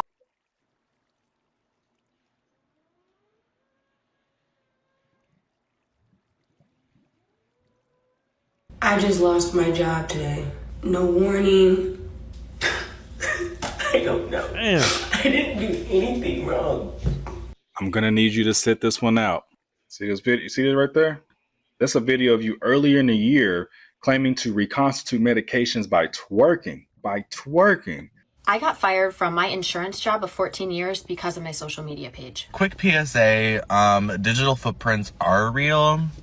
How was I supposed to know? People in 2026 are losing their jobs, their income, and their futures because they couldn't stop filming themselves at work. Every person in this video had a paycheck and traded it for content nobody will remember in a week. The internet is not your diary. It's a billboard, and your employer is driving past it every single day. Quick PSA, digital footprints are real. How was I supposed to know? Who was gonna tell me? I started this job a couple days ago, and it's just like a desk job, like whatever. It's easy. It was good money. But I walked in today, and they were like, "Oh, hey Brian, can we speak to you in the back office real quick? Am I getting a promotion already?" So I walked back there with them, and there was like 5 people, and they were like, "Do you care to explain these?" And it was just like a couple of my videos that I posted in the past. And like my videos aren't even that bad. Like it's just like the F word. I was like, yeah, like that's me. Like, do you want a picture or something? They're like, oh, we just don't want this person representing the company, so could you please take them down? What do you mean take them down? I didn't even know you when I made those videos. I said no. I was like, I don't want this. I don't need to do this. Bye. I quit. Like, why does this matter? I made a TikTok at work that went viral. My job basically fired me for it. So that TikTok had over 800,000 views and like 6,000 likes before my manager texted me and told me to take it down. And then higher up management, corporate got involved, and they were going to terminate me if I didn't quit. So I took the TikTok down. I put in my 2 weeks. They made me leave halfway through my shift the day I put in my 2 weeks. And now I am no longer an ER nurse. So what do y'all think? Do I restore the TikTok that I deleted that went viral? Or do I just continue to try and fly under the radar? So I got fired from GameStop for TikTok. For my TikToks. Oh my God, I'm dying. Yeah, my DM came, set up his computer, and was like, hey, can you come in the back? And I'm like, oh God, am I in trouble? He's like, just come in the back. I'm like, oh, do you do anything at work? I'm like, I make TikToks. She's like, oh, and blah, blah, blah, blah. I'll get to this in a second. Basically, don't be scared, but you're fired. Basically, they didn't like that I was disparaging certain products, like calling things stupid.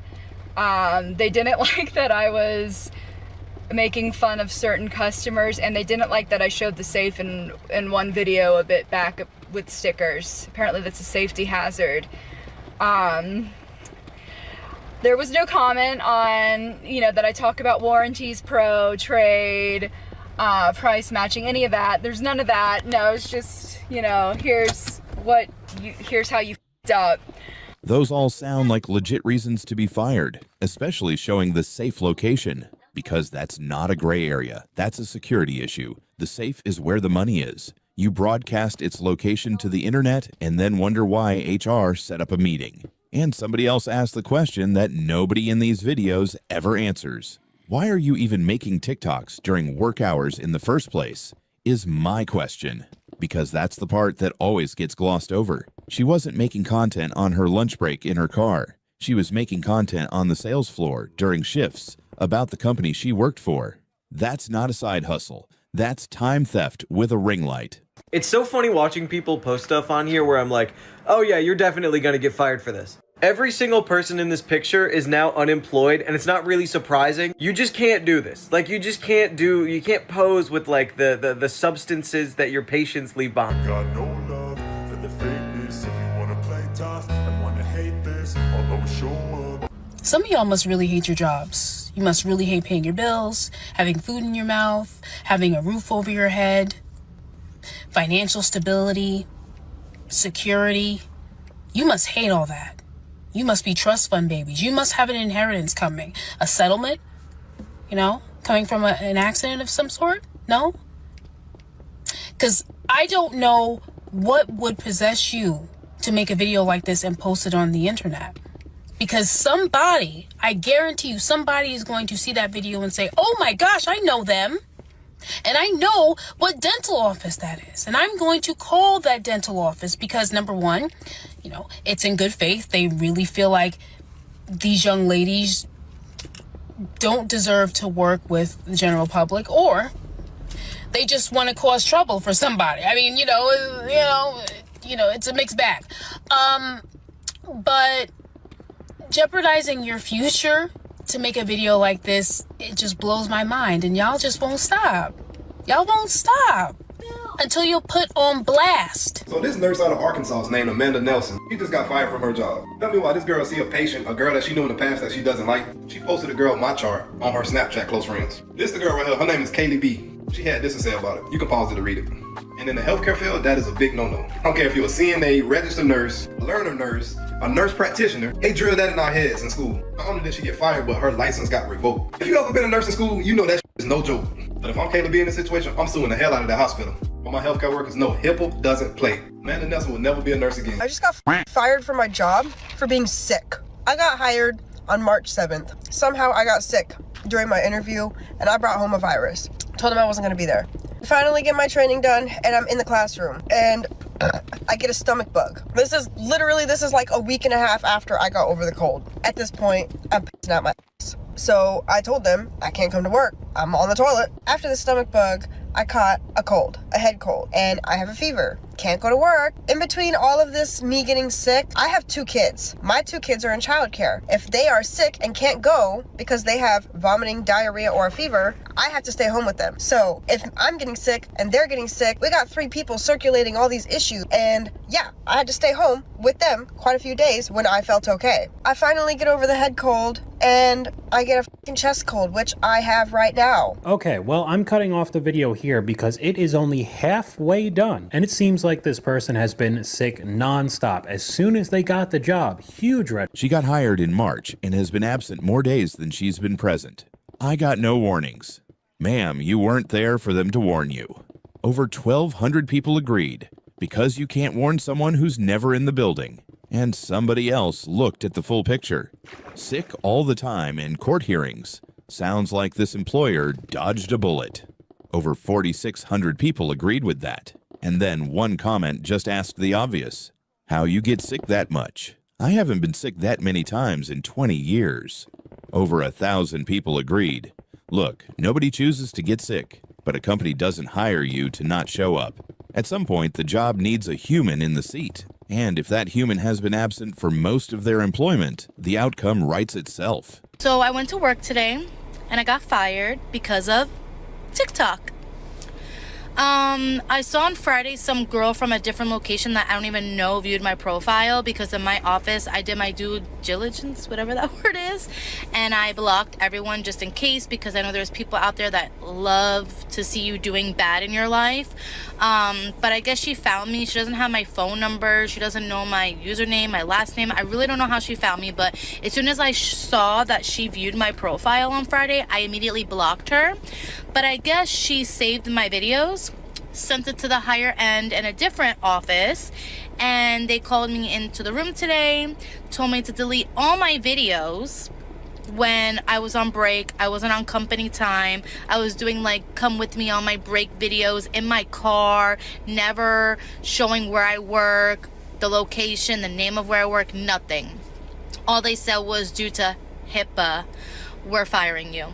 Yeah, they gonna fire you if they paying you to be on the clock and you sitting over there making TikToks. Let's talk about it. Each and every day I see somebody get on this app and say, oh my God, I can't believe I lost my job for just making a TikTok. Excuse me, you can't believe it. What? And full on smocks and your patient over there falling out the bed and you over here doing 1-2 step. And you wonder why they call you to HR. Please make it make sense. Yes, they gonna fire you because it's probably your 3rd, 4th, or even 5th time of them telling you stop making TikToks while you on the clock. For some strange reason, y'all think the comment sections override reality and that your boss is gonna fire you. They gonna fire your ass. And not only that, you have made your job your content. So your entire brand is included with your job because you're using your job as content. And not only are you making TikToks while you're at work, you also talking about your boss on video. How much you don't like your boss and your coworker and the people around you. And you wondering why they let you go. This girl, Riley Williams, just got fired from her job out of nowhere for TikTok videos that she had posted that her bosses did not like. I just got fired. So somebody had sent her bosses, the higher ups, some of her TikTok videos to which they didn't like, and now she's confused as to why she got fired. Now technically, most jobs have an at-will termination policy, meaning they can fire you over anything except for discrimination, things like gender, race, and religion, or things like retaliation, like if you report the fact that they are doing something illegal. So now Riley's wondering what she's gonna do for money and is still confused as to why she got fired, so I went to her profile to kind of check things out to see why. It seems as though she posts a lot of videos with dogs, regular girl content, but the one thing that I've noticed with a lot of her videos is it seems to be that she's doing it from within the office. She got fired for doing TikToks on company time. She was getting paid to work, not to make TikToks, so yes, she was milking the company for money. That's why she was fired, if indeed she was making TikToks at work. And how did they even find the video?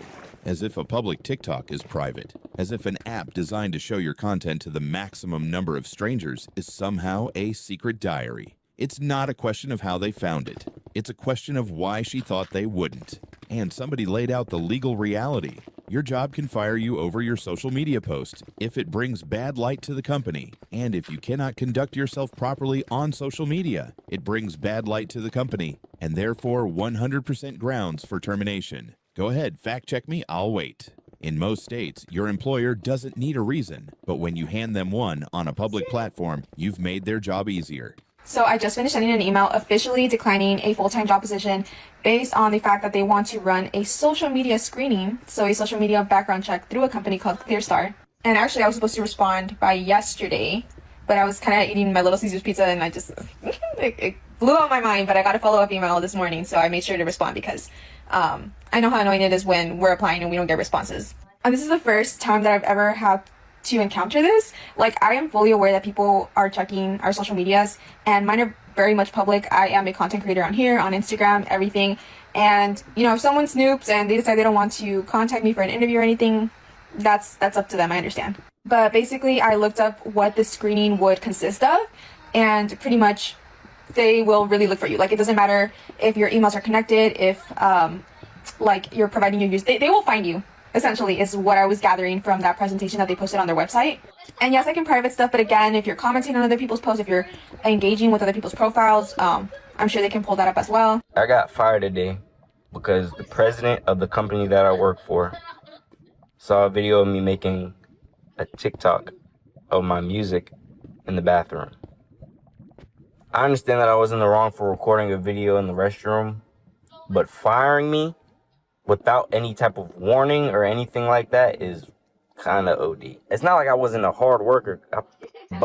I'm sweating. They just pulled me off the clock midway through doing what I was doing. Like, it's not like I'm not working. I record when there's not else to do, because sometimes we have downtimes. There's like not nothing to do. This is a PSA to not post day in the life, get ready with me, come to work with me when you are really working. I don't care how much you blur it out, there's always going to be a slip up. If you guys know, I post content on here, Instagram, LinkedIn all the time, but I posted a video on here that got me fired. And like many other people, you want to advocate, say, hey, this is what a day in the life of a logistical analyst, procurement, whatever, right? You want to show people ask like, hey, what do you do in your day-to-day while you're working, to see if your career is something that they want to develop in. And like this video, it was really no different than my other content, except I kind of dived a little bit deeper and obviously too deep, right? No. Your job should never be content. I don't know what people are not understanding. If you can't create content outside of working, then do you really have a life? Because that's the question nobody wants to sit with. If the only interesting thing you have to film is your 9 to 5, the content isn't the problem. The problem is that your entire identity is your job, and you're broadcasting that to an app that will outlast your employment there. And underneath all of it, I don't even understand this generation. And honestly, the generation isn't the problem. The impulse to document everything is the problem. Not every moment needs to be content. Not every job needs a day in the life. And definitely not every workplace needs to be on a platform where your boss's boss can see exactly how you spend the hours they're paying you for. So I got fired because of my TikTok page. And here's the story time. If you've seen my page before, you know I swear a whole ton. I'm not gonna name drop the company, okay? Because I'm scared. I'm just kidding.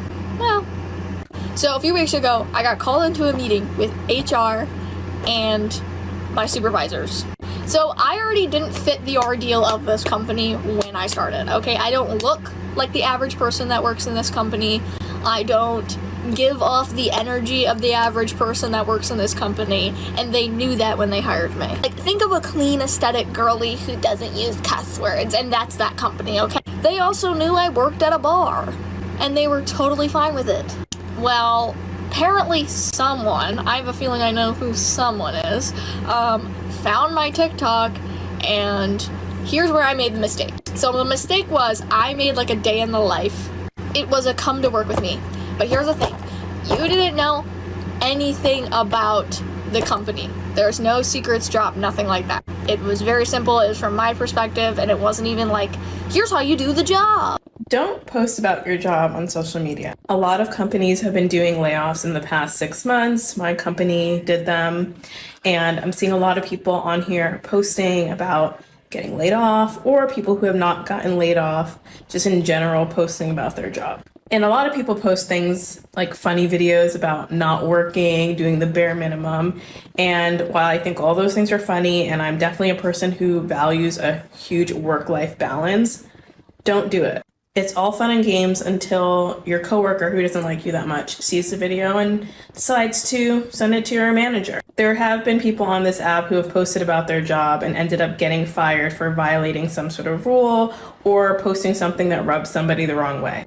A lot of people think they're going to become like this corporate influencer, and there are a lot of people who are successful at that, but the vast majority will not be. Don't jeopardize your livelihood for some views. I just lost my job today. No warning, no nothing. They wouldn't even tell me why. I don't know. I didn't do anything wrong.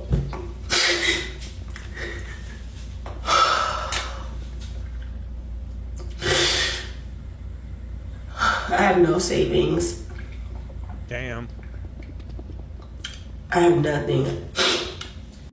Jazzy, I'm gonna need you to sit this one out. See this video? You see this right there? That's a video of you earlier in the year claiming to reconstitute medications by twerking. By twerking.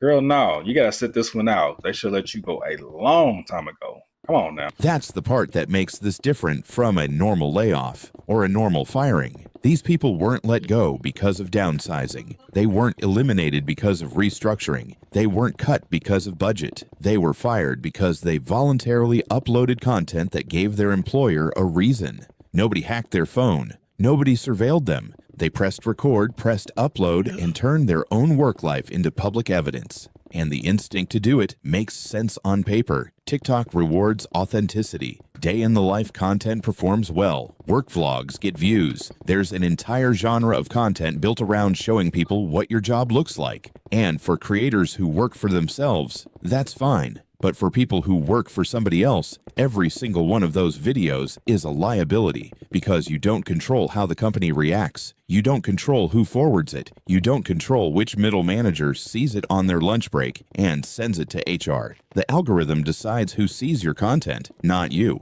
And once it's out there, you can't take it back. Deleting the video doesn't delete the screenshots someone already took. And the legal reality is simple. At-will employment means your employer can fire you for almost any reason that isn't discrimination or retaliation. Your social media posts are not protected speech at work. The First Amendment protects you from the government. It does not protect you from your employer. If your content embarrasses the company, reveals internal information, shows the workplace in a way they didn't approve, or simply makes them uncomfortable, that's enough. They don't need to prove damages. They don't need to issue warnings. They can just end it. So here's the line. If you want to make content about your job, the safest version of that content never shows the workplace, never names the company, never films on company time, and never includes anything that could identify where you work.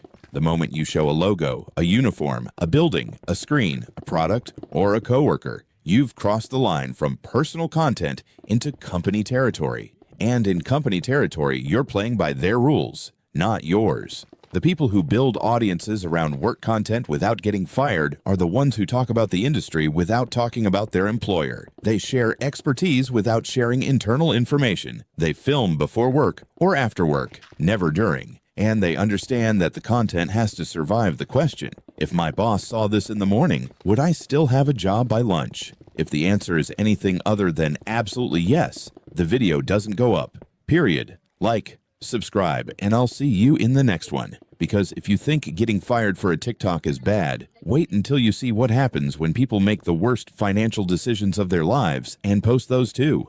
That video's on screen now. Anyways, here's me getting ready for my shift at the restaurant. Always putting the fine in fine dining because food isn't the only thing I'm serving. Oh my god. Literally just got fired because of my TikToks. I can go 90 miles an hour. You can't. You can't do that. So get the out of the way. And you decided that you ain't gonna let me check in. Make me check you in. You literally work for a company that I bought a plane ticket for. I got fired for posting on social media, bro. So ever since I started posting on social media, OD people in my office have been complaining to HR that I am creating an unsafe and uncomfortable environment to work in. Every phone has a record button and a post button, and between those two buttons is supposed to be a thought. A single moment where your brain catches up to your thumb and asks one question, is this worth my job? For the people in this video, that moment never came. They filmed it, they posted it, and then they waited for the likes. What showed up instead was a phone call from HR. Give you love, but you ration yours, You open up just to close the door. So as you guys can see, I've cried all day today at work. All day. Because today was officially my last day. 7 years. Over 7 years. You watched it.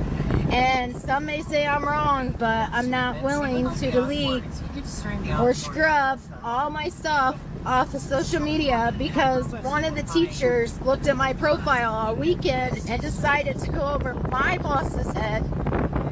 It's not his fault because they went above his head and called the superintendent. Now I'm without a job.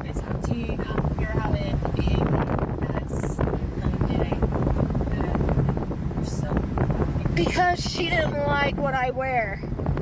If you haven't heard of it by now, the Ick Challenge requires you to share annoying experiences, usually about one specific theme. The comments started about parental behavior when they bring their kids for treatment at Le Bonheur, but the comments got progressively worse. The nurses discuss how they often don't agree with doctor instructions when it comes to medicating kids. Then they actually laughed at patients who are in pain. But the most egregious comment perhaps referenced kids who are victims of gunshot wounds. Okay, no, this one When a kid comes in with a gunshot wound, but then cries because we gotta stick him for labs. Or when they have tattoos. That, and we gotta stick him for a hobby. Sir, can't do it. You've been doing a lot more. This trend shocked many, including management at Le Bonheur. In fact, when they saw it, they opened an investigation and later fired both employees you just saw there, saying in a statement, the sentiments expressed in this video are unacceptable and not our culture of patient and family-centered care. We immediately took steps to address this. Oh my, really? Why did they do this? Make our company and the whole nurse staff look bad. Another nurse put it even sharper. We have to stop posting our jobs, period, because like you said, people are lurking and waiting for us to slip. 1,400 people agreed with that one. The internet is not a break room. There is no off the record on TikTok. And if your content involves mocking children with gunshot wounds, the algorithm is the least of your problems. Bitch, y'all got me fucked up. We gonna be outside on top of cars, shake your butt on top of cars, yeah. I just feel like if I'm able to get snatched up like this, and we not looking too crazy with the motherfucking on.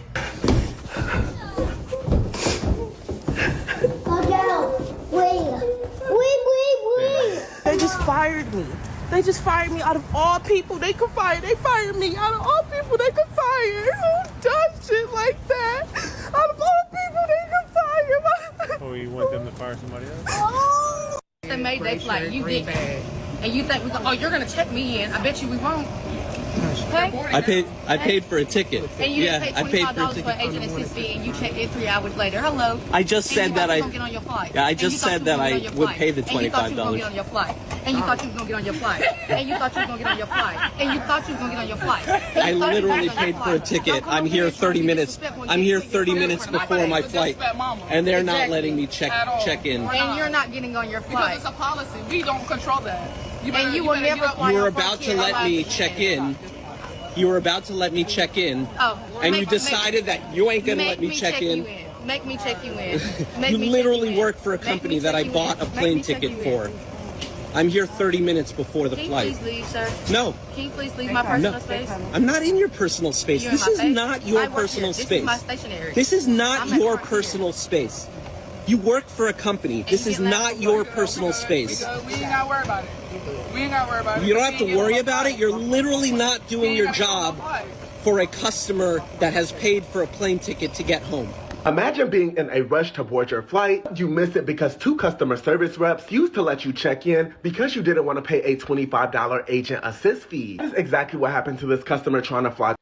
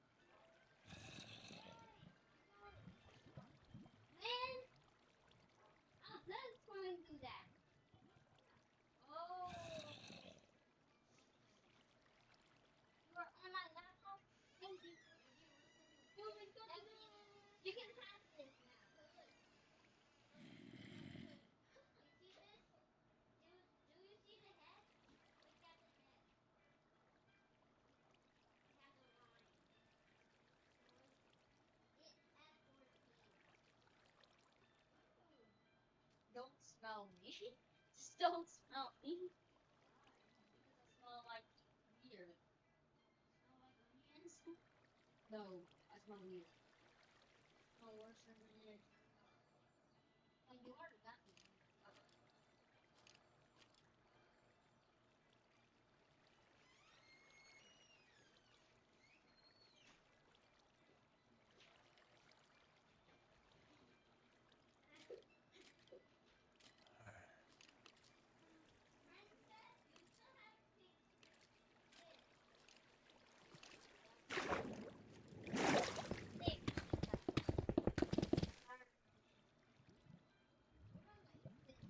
through Frontier. It's looking like Frontier Airlines has seen this viral video and they have decided to give these two workers the axe. While they were 100% right that customers have to pay a $25 agent assist fee if they don't want to check in using their phone or through an app, they went about declining this guy's entry onto the plane totally wrong. Now, Frontier has confirmed with TMZ that they terminated these two employees, saying we are aware of what occurred and have been directly in touch with the customer. The individuals in question who work for a third-party contractor are no longer associated with the Frontier account. So told TMZ they refunded the man's original flight and reimbursed him for a different flight he booked to get back home. One of them kept repeating, and you thought you were going to get on your flight, like it was a punchline she was workshopping for a set at the comedy club. The other one was just standing there laughing, on camera, while a paying customer stood in front of them, and the comment section didn't need long.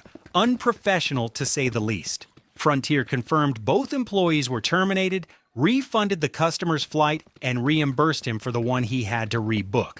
So the customer got home. The employees got a lesson in what happens when you turn someone's travel emergency into your entertainment. They were right about the fee. They were wrong about everything else. This former teacher was fired for making TikToks where he said that he would lie to his students and crop dust them. Watch. Teachers, if a student is annoying you, just remember, you can lie. There's nothing that says you have to tell the truth all the time. I teach history. I tell my students the wrong stuff all the time when they annoy me. I tell them that Abraham Lincoln invented the car. That's why it's named after him. I tell them Logan Paul and Jake Paul had a great-grandfather named Paul Revere because they don't even know how names work anymore. And I crop dust them all the time. I save up big, milky, lactose-intolerant farts, and I drop bombs silently because I'm an adult and I know my body. And then I just let it stew. And then I walk away and I go, oh my God, it stinks over there. And then they have to sit with it. And you know what? They can't fire me because they need me to. Well, I mean, they did fire him.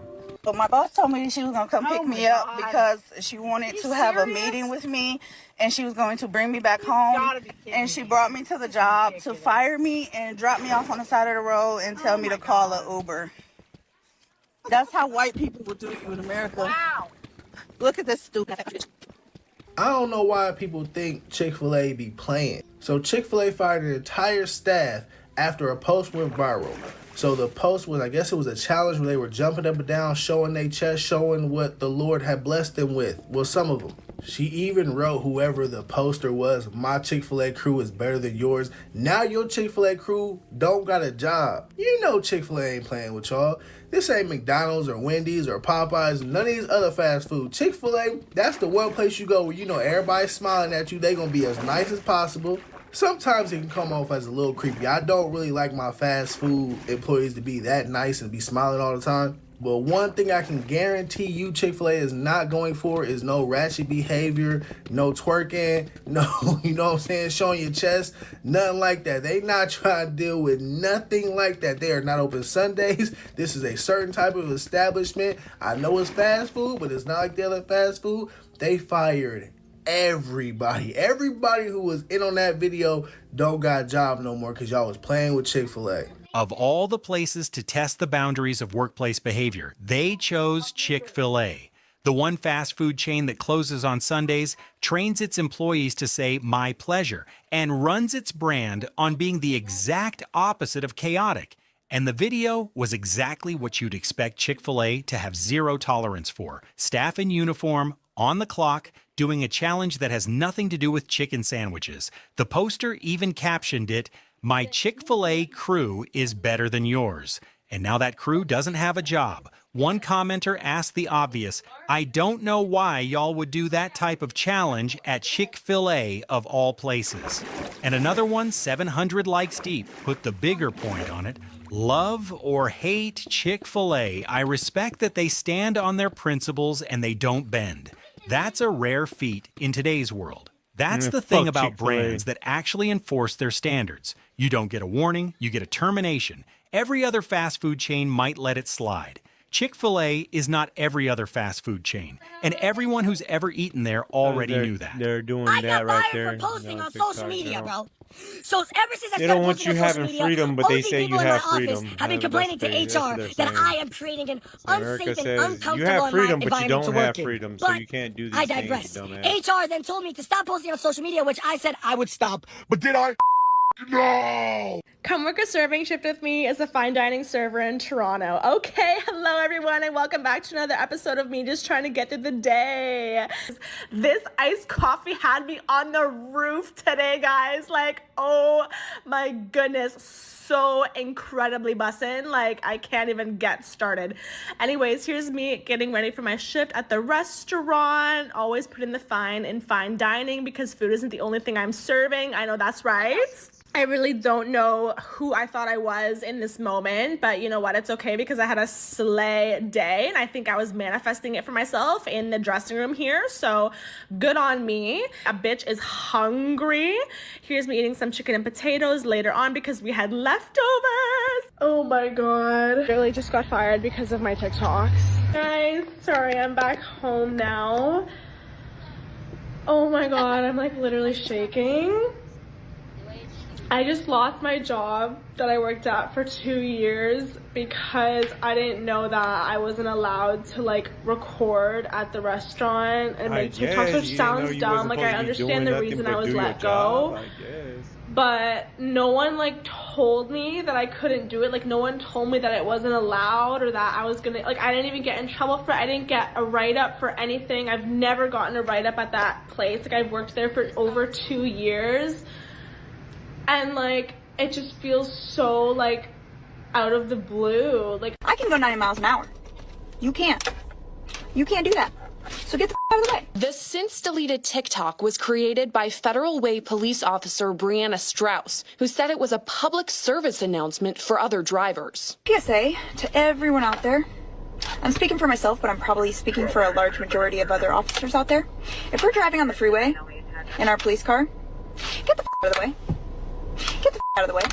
In the 38-second clip, Strauss tells the viewers, quote, "I can go 90 miles per hour. You can't." She also says officers will find a way to pull someone over. If us officers stay behind you long enough, we can find a reason to pull you over. If you merge and we follow behind you and we merge too, you're probably in trouble. Best way to find that out is get the out of the way. In a statement to local media, the Federal Way Police Department said in part, quote, "We have viewed the social media video posted by Officer Strauss and can assure you that it does not represent the core values and practices of our police department." Nobody told you not to film inside a business you don't own, showing customers you don't have permission to show, wearing a uniform that belongs to a brand that didn't consent to being your content. That's not a rule someone needs to explain. That's common sense dressed in an apron. She's not a bad person. She didn't mock anyone. She didn't do a challenge. She just documented her shifts and posted them, and the company decided that was enough. And the uncomfortable truth is, they're allowed to do that. At-will employment means they don't owe you a warning. They don't owe you a write-up. They owe you a final paycheck and a phone call, and she got both at the same time. 4 different jobs, 4 different industries, nursing, airlines, fast food, restaurants, and every single one ended the same way. Someone filmed something at work, posted it online, and found out that the internet has a longer memory than HR has patience.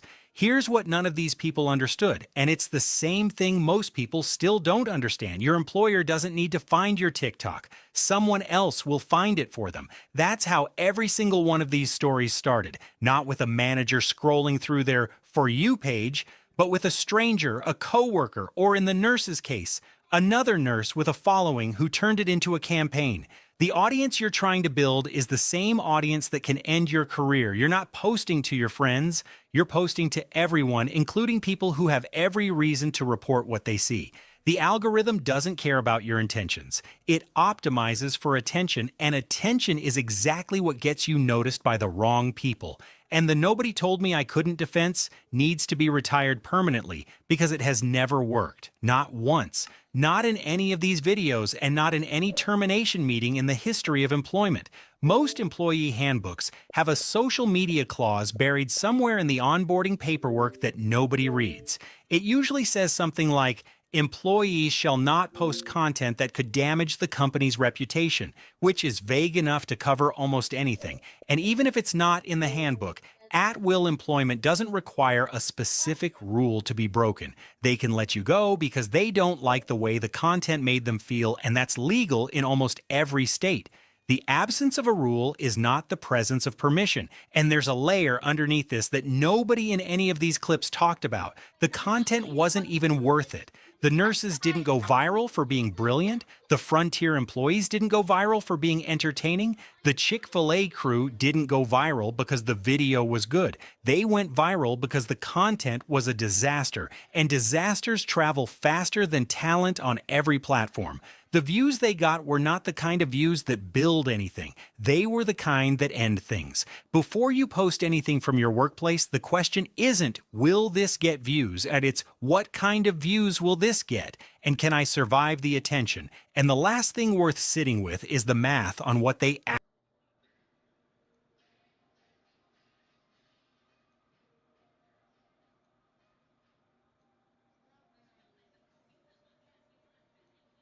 fucking naked. It's gonna be a fridge. What do they call them things? Not an air fryer, but like a conventional oven. I think I'm gonna get a conventional oven. Probably gonna be one of my first purchases. Cause I really like the way conventional ovens cook food. Not so much air fryers. But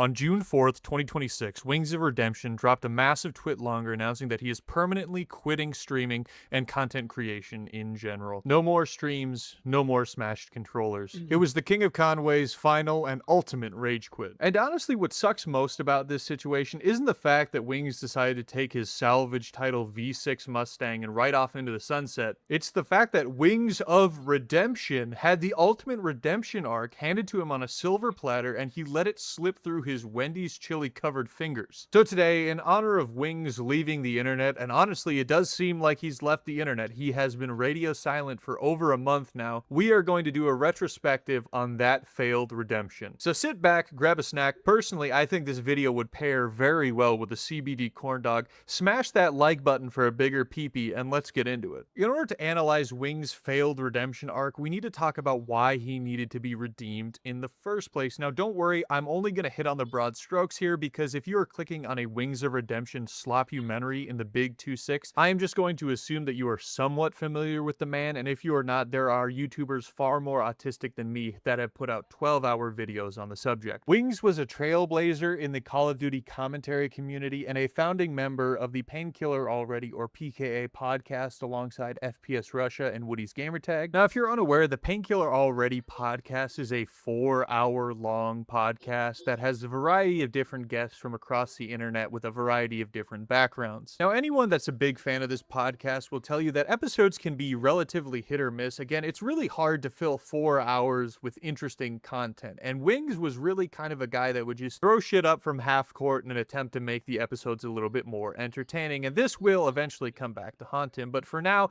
things went great. He was a beloved member of a big podcast. He was a big member who carried a lot of weight, no pun intended, in the Call of Duty commentary community. And you all know where it goes from here. The PKA podcast has on guests the Syndicate Project. Wings challenges Syndicate to a one-on-one on Bog. Wings gets humiliated live in front of everyone and ultimately has his confidence destroyed. Not long after this, Wings backs out of a planned camping trip with the other members of the PKA podcast and is fired from his role as a host. And this basically brings Wings to his lowest point. He's alienated the Call of Duty community, he's alienated the fans of the Painkiller Already podcast, and all he's left with for an audience are the worst, most toxic members of each community. Now remember, this is the old school Call of Duty community back in the day. These guys were some mean SOBs, and you have to pair that with all the crazy stuff Wings said on that podcast about, you know, age of consent and whatnot, and also keep in mind the fact that Wings takes any kind of criticism extremely personally, and all of these factors combine to create an incredibly volatile lolcow. And for years, Wings lived in absolute purgatory, being tormented by trolls, being swatted, being forced to stream from platform to platform as he would get constantly banned. He had no chance of finding work IRL because of his advanced weight and the fact that the trolls would call anywhere he applied to work at. Not to mention all the posts all across the internet accusing him of being a pedophile. And Wings seemed doomed to live in this pit of despair for all eternity, relegated to crashing out, e-begging, banning threatening fans, e-begging for a bariatric surgery that ended up failing, breaking controllers, screaming, e-begging some more, e-begging on top of that e-begging. But fast forward to the early 2020s, and shockingly, things seem to start turning around for Wings. Shortly after the pandemic, Wings actually gets married, and not only married, but married to someone who seems deeply invested in Wings' development and wanting to see him grow as a person. And not long after that, everyone's favorite garden gnome, Keemstar, organized a boxing event of the century, Wings of Redemption and Boogie 2988. This was Jordy's golden ticket, and it couldn't have come at a better time, as this was the peak of the rise and fall meta here on YouTube. Everyone and their dog were pulling washed up YouTubers out of a hat and making videos like, "Today we are talking about the rise and fall of YouTube powerhouse teleporting fat guy, a man who had it all, but quite literally teleported right out of everyone's memory." But getting back to Wings in the boxing match, Wings had a ton of support, mainly because he was fighting Boogie, literal human trash. And to no one's surprise, Wings TKO'd Boogie, mainly because Boogie is like 20 years older than him and also couldn't keep his pants up, and he's also just human cancer. And this boxing event really was the beginning of Wings' redemption arc and showed a lot of moxie on his behalf. I mean, he flew all the way out to London, got in the ring shirtless in front of a ton of people, and even rapped his own intro music on the way into the ring, and it wasn't bad. Bro was spitting straight fire. And you could really see the old Wings confidence starting to come back. He wasn't the victim of the trolls anymore. He was in control of his own destiny. And people were pumped. People responded really well to this fight. I bet most people can't even remember the other fighters on that card, and KSI was the main fight of that evening,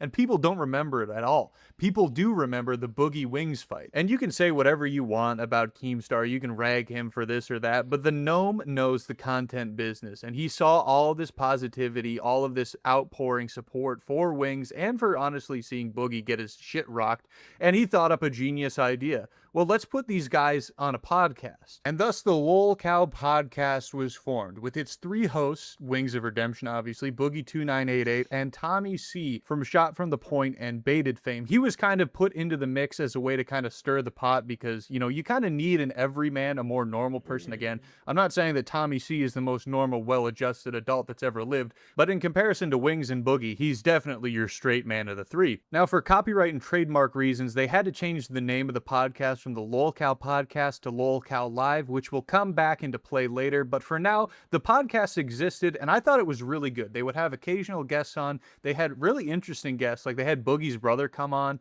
one time, and you got to talk and hear about him, like what it's like growing up with Boogie, and it's really interesting because he's like actually a normal guy. Again, I really enjoyed this podcast. I felt like the three hosts really played well together. I think Wings of Redemption's more calm, laid-back demeanor was really interesting compared to, you know, Boogie's off-the-wall zany, "Everybody look at me, daddy, watch me twirl, watch me twirl." And then you just had Tommy C, you know, kicking back, vaping, going, "You guys are both just retards." And things were seeming to really be going well for Wings. He's on this nice new podcast. He's getting a consistent check every month. He just had this rush of new fans coming in from the fight, a bunch of old fans that walked away that are kind of coming back into the fold now that he's kind of got his swagger and confidence back. And again, it really seemed like Wings was going to have his big redemption. He was going to climb the mountain. Now, that's not to say everything was going perfectly. You see, through this whole period, going back to the marriage, the boxing match, this new podcast, the trolls are still messing with Wings, and they're still getting in his head.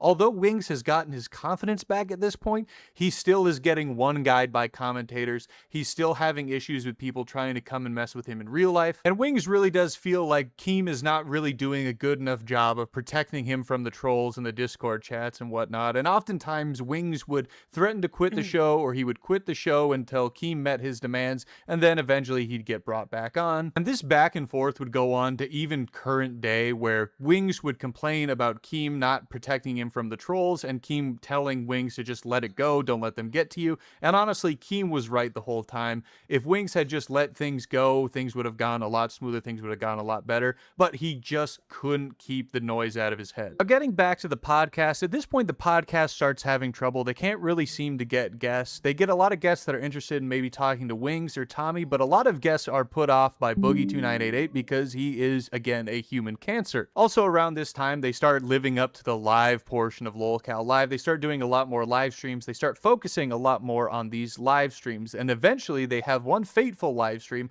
where Destiny comes on and reveals that Boogie has been faking cancer for basically the last 6 or so years. And not only that, but he is quite clearly profiting from it as well. Now, what I am about to say is just a theory. Again, put your tinfoil hats on here. These are all allegations. I'm just alleging. I have no evidence here. I'm talking out of my butt. But I 100% believe that Keem did this in an attempt to try and save the show. And by save the show, I don't really mean like save the show. I don't think the show was ever in any danger of going away, but Keem wanted this thing to make a lot more money than it did. So while Keem will maintain that this was just some sort of serendipitous happenstance in which he was mad at Boogie and Destiny wanted on the show, and so to get back at Boogie, he just threw Destiny on, and Destiny randomly decided to pull up all this information about how Boogie was faking cancer. But honestly, everybody knows that Keemstar likely knew that Boogie had been faking cancer this whole time. I was like, hey Boogie, we need something to juice up the show. We need to breathe some life back into this thing. So let's bring Destiny on to grill you about your cancer thing. And then LolCal Live just became like this 24/7 grill Boogie session where we're gonna make Boogie get on his hands and knees and say, I'm really sorry, Mr. Keemstar. I'm sorry I faked having cancer. And this brought in a gajillion dollars because it was all anyone could talk about for the entire month that this news dropped. And so they were just torturing Boogie stream after stream. Eventually they decided that, you know, the podcast is going to be canceled because we're making way more money forcing Boogie to tattoo liar on his face and, you know, eat beans out of a dog dish. They then fired Tommy C because he didn't really fit into the new format since they weren't doing the podcast anymore. And I really kind of checked out. I really didn't enjoy it anymore. I liked what it was before. I didn't like this new thing where we were just going to humiliate Boogie for, you know, 3.5 hours. I didn't really like Boogie anymore. I didn't want to give Boogie any money after I found out that he had cancer. Not that I was like donating money to the stream, but I didn't want to watch it anymore. The only reason I kept trying to watch or kept popping back in was to see Wings because, again, I was a big Wings fan back in the day. And it eventually shifted from just trying to, you know, poke fun and degrade Boogie, and they tried to degrade and make fun of Wings and whatnot, and they brought in all these other weirdo, crackhead, glup shitto people you've never heard of. And then Keemstar tried to like kick this off into this LolCal universe where they were going to have multiple shows with all these like glup shitto, weird white trash people you've never heard of that all are like greasy and can't speak correctly and clearly haven't been in the sun in years. And it was just horrific, weird white trash stuff. And I completely tuned out at that point because it's like, I don't even know what I'm watching anymore. This is just like, I'm white trash and I'm in trouble. And every stream became like Keemstar firing people. Like all the shows were just about like, I can't believe Keemstar fired Glup Shitto from Gooby's cow, whatever. I don't even know what I'm saying. It was just so ridiculous. But every episode was like, I heard Boogie's gonna get fired from the main LolCal show, but then he's gonna have to come on the show with Review Tech USA that's called LolCal Shits and Jigs. And then if Rich gets fired from that, like it just became this ridiculous, convoluted, kayfabe WWE white trash live streaming thing that no one in their right mind would ever attempt to watch. And moving off my LolCal universe rant and moving back to Wings, you could tell that Wings was made quite uncomfortable by this new format. He didn't know really where he fit into it because he wasn't this horrific scumbag like Boogie, and he wasn't these like socially retarded weirdos that are on all these other shows, and you could kind of tell that it was affecting his confidence. He didn't really feel confident in it. When the LolCal podcast was in its original format, you could tell that Wings had a lot of confidence. He seemed really prepared. He seemed really excited for every episode because I think he had his opportunity to go back to basically what was like a PKA again. And I think he was really comfortable in it. I felt like he was really confident. It seemed like he was really excited about what he was doing and making content and working on the show. But after this transition, this switch to this LolCal universe where this became like jackass with uncharismatic people, you could really tell he was kind of just taken out of his element. I do think that this format brought a lot of hate and scrutiny towards Wings that he didn't really want because the show became, you know, point at this weirdo, let's find out who did the wrong thing, let's try and fire him. And basically everyone watching these LCU shows were just basically hate watching.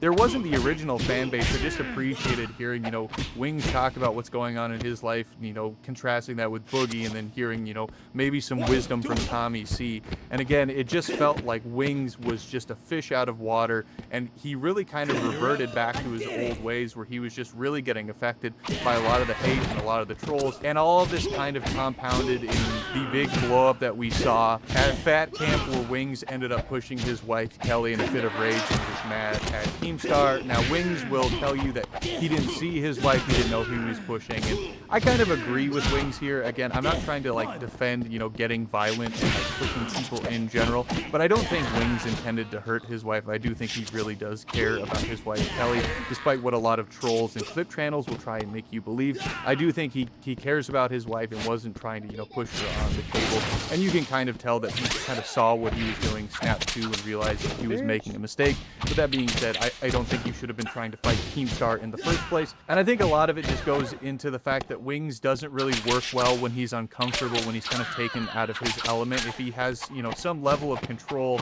like he even had with the fight, like he set terms, he flew out to London, he kind of was doing his own thing. He did have to appear for the fight, but he didn't have to like stay with a certain group of people and, you know, not eat a certain diet and do all these exercises. And so I think when he got taken out of his element, he had a bad moment. But again, this moment was played all over the internet. People were ridiculing him. The trolls were starting back up again. This clip was all over Twitter.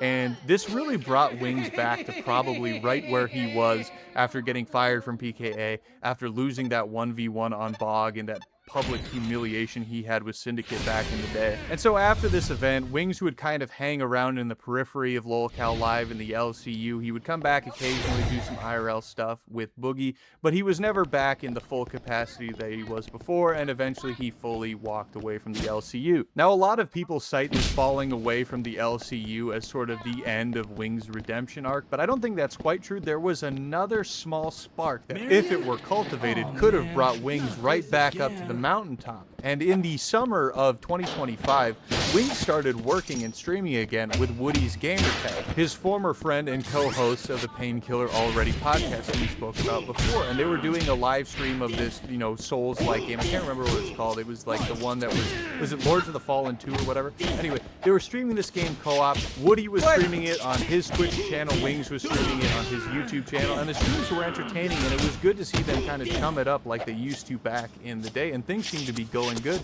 And this was maybe a potential chance for Wings to work his way back onto maybe a potential guest spot on PKA every once in a while, or maybe even, you know, a recurring sports co-host option if, you know, they can't get a guest for that week. But it was all too good to be true, as the LolCow gene just got the better of our boy, and he started bad-mouthing Woody on streams that Woody wasn't on. So obviously he would do the co-streams with Woody, and then he would do his own streams on his off time. And for whatever reason, Wings just continued to rag like on Woody, and eventually they had one kind of stream where Woody just blew up on Wings, telling him about how bad of a friend he is, because he was being a bad friend. Woody was going out of his way to help him, to try and help, you know, kind of rehabilitate his career, find out what's next for him. And Wings just continued to rag on him and all the products that they would do on PKA. And I think, again, a lot of this comes back to that lack of confidence. I think that Wings kept trying to tear Woody down because he made him feel self-conscious about himself, because Woody is a successful guy. He's got all his stuff, you know, put together. He has all these products, and, you know, Wings is by himself in his modular home streaming to a lot of people that really don't like it. And so after that, Wings went back to just kind of streaming on his own again, some occasional, you know, LolCow appearances here and there, but he never really got things back and going, and he never really got that confidence back. And that's kind of the death nail for Wings here, because when Wings doesn't have confidence, he can't really carry his own show, his own live stream, his old channel. Back in the day when Wings was in his prime, he was the most confident commentator. Go back and watch some of those old commentaries and the way he's boasting, talking about his gameplay, or the things he's got going on in his life. He's got so much confidence, and it comes through the recording, and it's just so palpable. But when the boy has no swag, it's unwatchable. It's so hard to get through his streams or his videos because he's just so glum. Now, you can take this Wings, this less confident Wings, and you can pair him with someone, and I think he does a lot better in this way. That's why he was good on LolCow. That's why he was good on some of those Woody streams, why he's a good guest on certain shows, and I think he does well in a sort of a group setting. But when you get him by himself, he's just so lethargic and glum, especially since he's had his confidence fully taken away, right? He has no confidence as a gamer because he lost that 1v1 to Syndicate. He has, you know, no confidence physically because he can't get the weight off because he got the bariatric surgery and was able to beat it and put on the weight back again.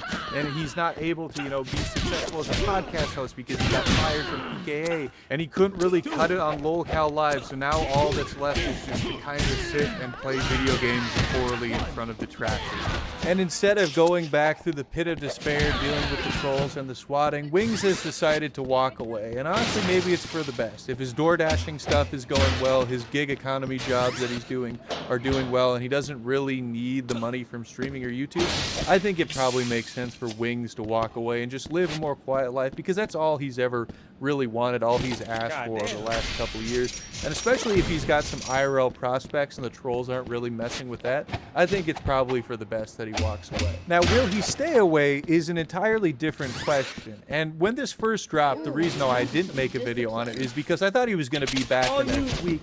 But it's been a little bit over a month, and I really do think he might be gone for a good amount of time. Do I think he's going to be gone forever? I don't think so.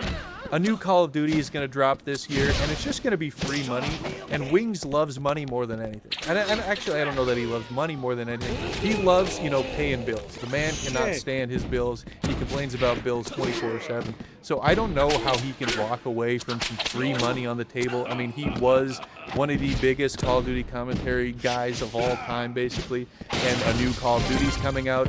You know, you're going to make a couple of bucks when you get on stream and talk about what you like about it, and then you can just walk away again. And I do think that might be what kind of happens with Wings here. I would not be shocked if a new Call of Duty comes out, Wings comes back for a month or two and starts complaining about the trolls, disappears for another year. New Call of Duty comes back. Ah, Wings is back, and this just continues on forever and ever, and he just comes back up, you know, to make $400 or $500 on a live stream after Call of Duty comes back, and then he disappears again. Personally, I hope Wings comes back because I have so much nostalgia for the guy. Again, he's one of these people that really inspired me to get into YouTube, to make these videos and do all this stuff way back when I first saw his videos in like 2010. So I want the guy to come back, and I don't think he's a bad person. I don't think Wings is a bad guy. I think he's a genuine, like, salt of the earth person, and I really hope that he has an opportunity to come back and make stuff. And again, I like just hearing the guy's voice. He's got a great voice. He's got a very calming presence, and I think it would be great if he, you know, came back and made a new podcast of his own, got together with White Boy 7th Street or some other, you know, old school commentary reject guys and put a podcast together. I would absolutely love that. So I hope he comes back. But let me know what you guys think down in the comments down below. Do you think Wings is going to come back? Do you think he's gone for good? Do you want to see Wings back? Do you want to see him go away? Do you think it's too much stress if he does come back? Let me know down in the comments down below. And if you like this video, please give it a like, comment, and subscribe. Check out some of my other videos. Also, don't forget to hype this video because it helps me out a lot, puts me in front of a lot of different eyes, and gets this video out to more people. And PSA, just be hyping videos in general. It really helps out smaller channels. So if you aren't going to use your weekly hype points on my video, please hype up another smaller creator and help them out. And with that, I thank you guys for watching this. And Wings, if you're out there, if you're watching this right now and you're going to walk away, you're debating whether you're going to come back or not come back, do what's best for you, brother. But just know, whatever you choose, whatever you do, if you decide to walk away, you're going to have to carry that weight. All 600 pounds of it, brother. One for me and one for my hooker. One for me and one for my hooker.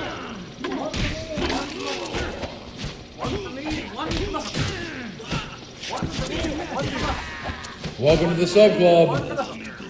One for me and one for the hook. One for me and one for the hook. One for me and one for the hook. Yeah. Yeah. Welcome to the sub club.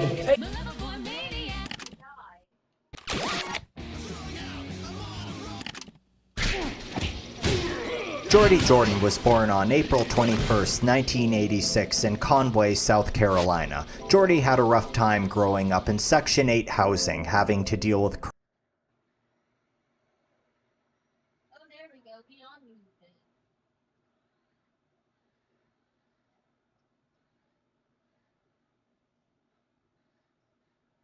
I'm fitness filled. Disrespect, I break your neck and then I flex.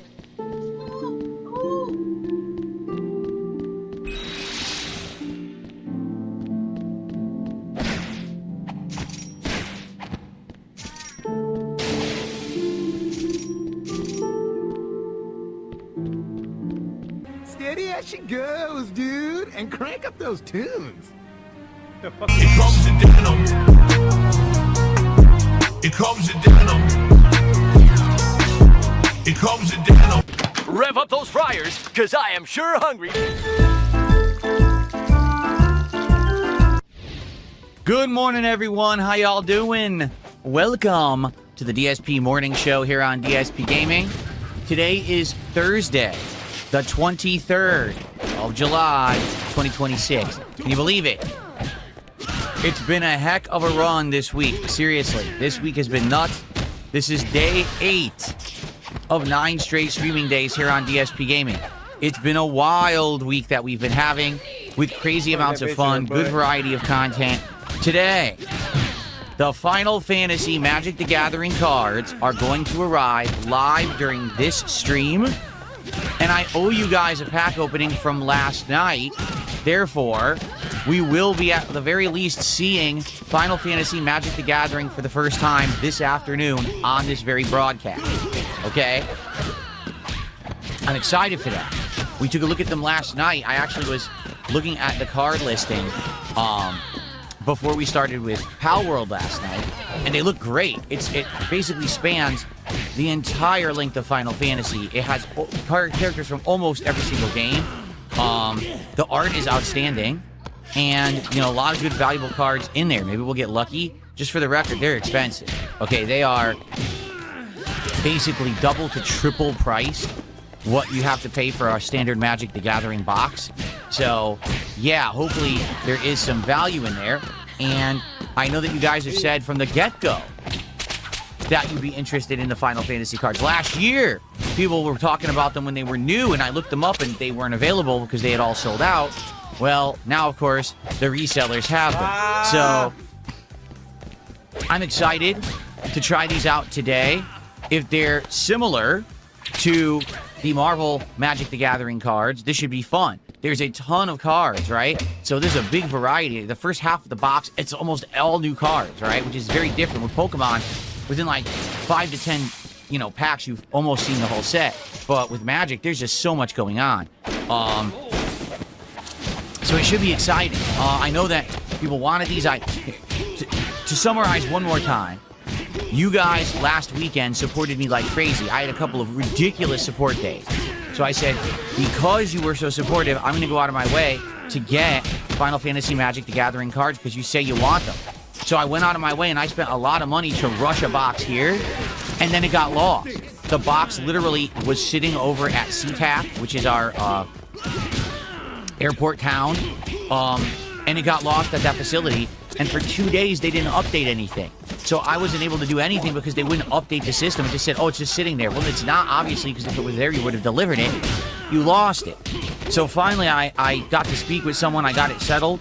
And I ordered a replacement box already yesterday that was already en route. This one really got rushed, and it's out for delivery right now. So it will be here during this afternoon. And by the end of this stream, we will be opening Final Fantasy Magic cards for the first time. About darn time. Okay, happy for that. Looks exciting, okay? So, today, if you support this stream, what a crazy string of days I've been streaming. Right now, this is day 8, so over a week straight I've been working here. Hooey, but it's been good. If anything, the only real stressful thing that's happened is the heat. 2 days straight, we had insane heat. So I was sitting in here, and it was really bad air quality, like my air filtration system right there. It's an air purifier. Was saying that it was only between 70 to 80% air quality because I had to have my air conditioner on maximum blast, and it's the air coming in from outside. There was like landscapers out there cutting grass and stuff yesterday. It's like, oh. So today it cooled down. It's only in the 70s outside. Actually, right now it might be in the 60s. It's 66. Wow, no wonder. It's very cool outside compared to the last couple of days where it was like 95, 96 degrees out there. So, good stuff. Cool temps. Back to normal. I'm feeling good. I'm feeling nice and relaxed and cool in here, which is excellent. It should be a nice, solid streaming day. All right? Now, here we go. What are we doing today? At the last few streams, the engagement and support have dropped off quite a bit. And that's shocking. I'm challenging myself with this lighting mod where I can't even freaking see. There's constant invasions, right? It's really a grind, and it's a ball buster, to be honest with you. My testicles have been tested during this run, but we're doing it, right? So the thing is, I like the game. I want to keep going. I want to keep it in the rotation as a main game. I want to do the DLCs. They're lengthy, too. I remember the DLCs are quite lengthy. But I need you guys to support the streams. So please, today, support this stream, okay? So what are we doing on tonight's late stream? Just play what you want. People will come if you just play what you want, right? We don't understand. If you had any game that you could be playing right now, what would it be? Well, here's your answer. I'm going out of my way to select I want to play this during the summer while we have the time before we get too busy in the fall with 100 new releases. Okay? I know that this game is amazing because I've played it many times and I love it, and I want to enjoy it with all of you. It's cool because now we're doing Final Fantasy Magic cards in tandem with me now going back to Final Fantasy, right? So it's kind of like a hype thing, hype it up. So we're going to do that next week. I don't know exactly what night yet. We're going to start it as chill night streams, and we're going to see if people show up for it. I hope people will show up for it. Really. Get the word out. Phil's playing one of his favorite games of all time. People want him to do that, supposedly, so I need people to back it. Not, oh, everyone says Phil should just play what he wants. He's finally playing his favorite game. No one shows up for it, and it's a disaster stream where everyone's bored, and, you know. No. I want to play this game. I love it. All right, let's go. Let's get rally, support, and attendance and engagement for Final Fantasy VI. Let's do that so that I can actually enjoy one of my favorite games ever over the summertime. Okay? There you go. Okay. Something incredibly stupid that I'm not going to read, but I'm going to say thank you for the contribution and get you on the leaderboard. Please support today's stream. How can you do that? No joke, I do not smoke and I do not toke.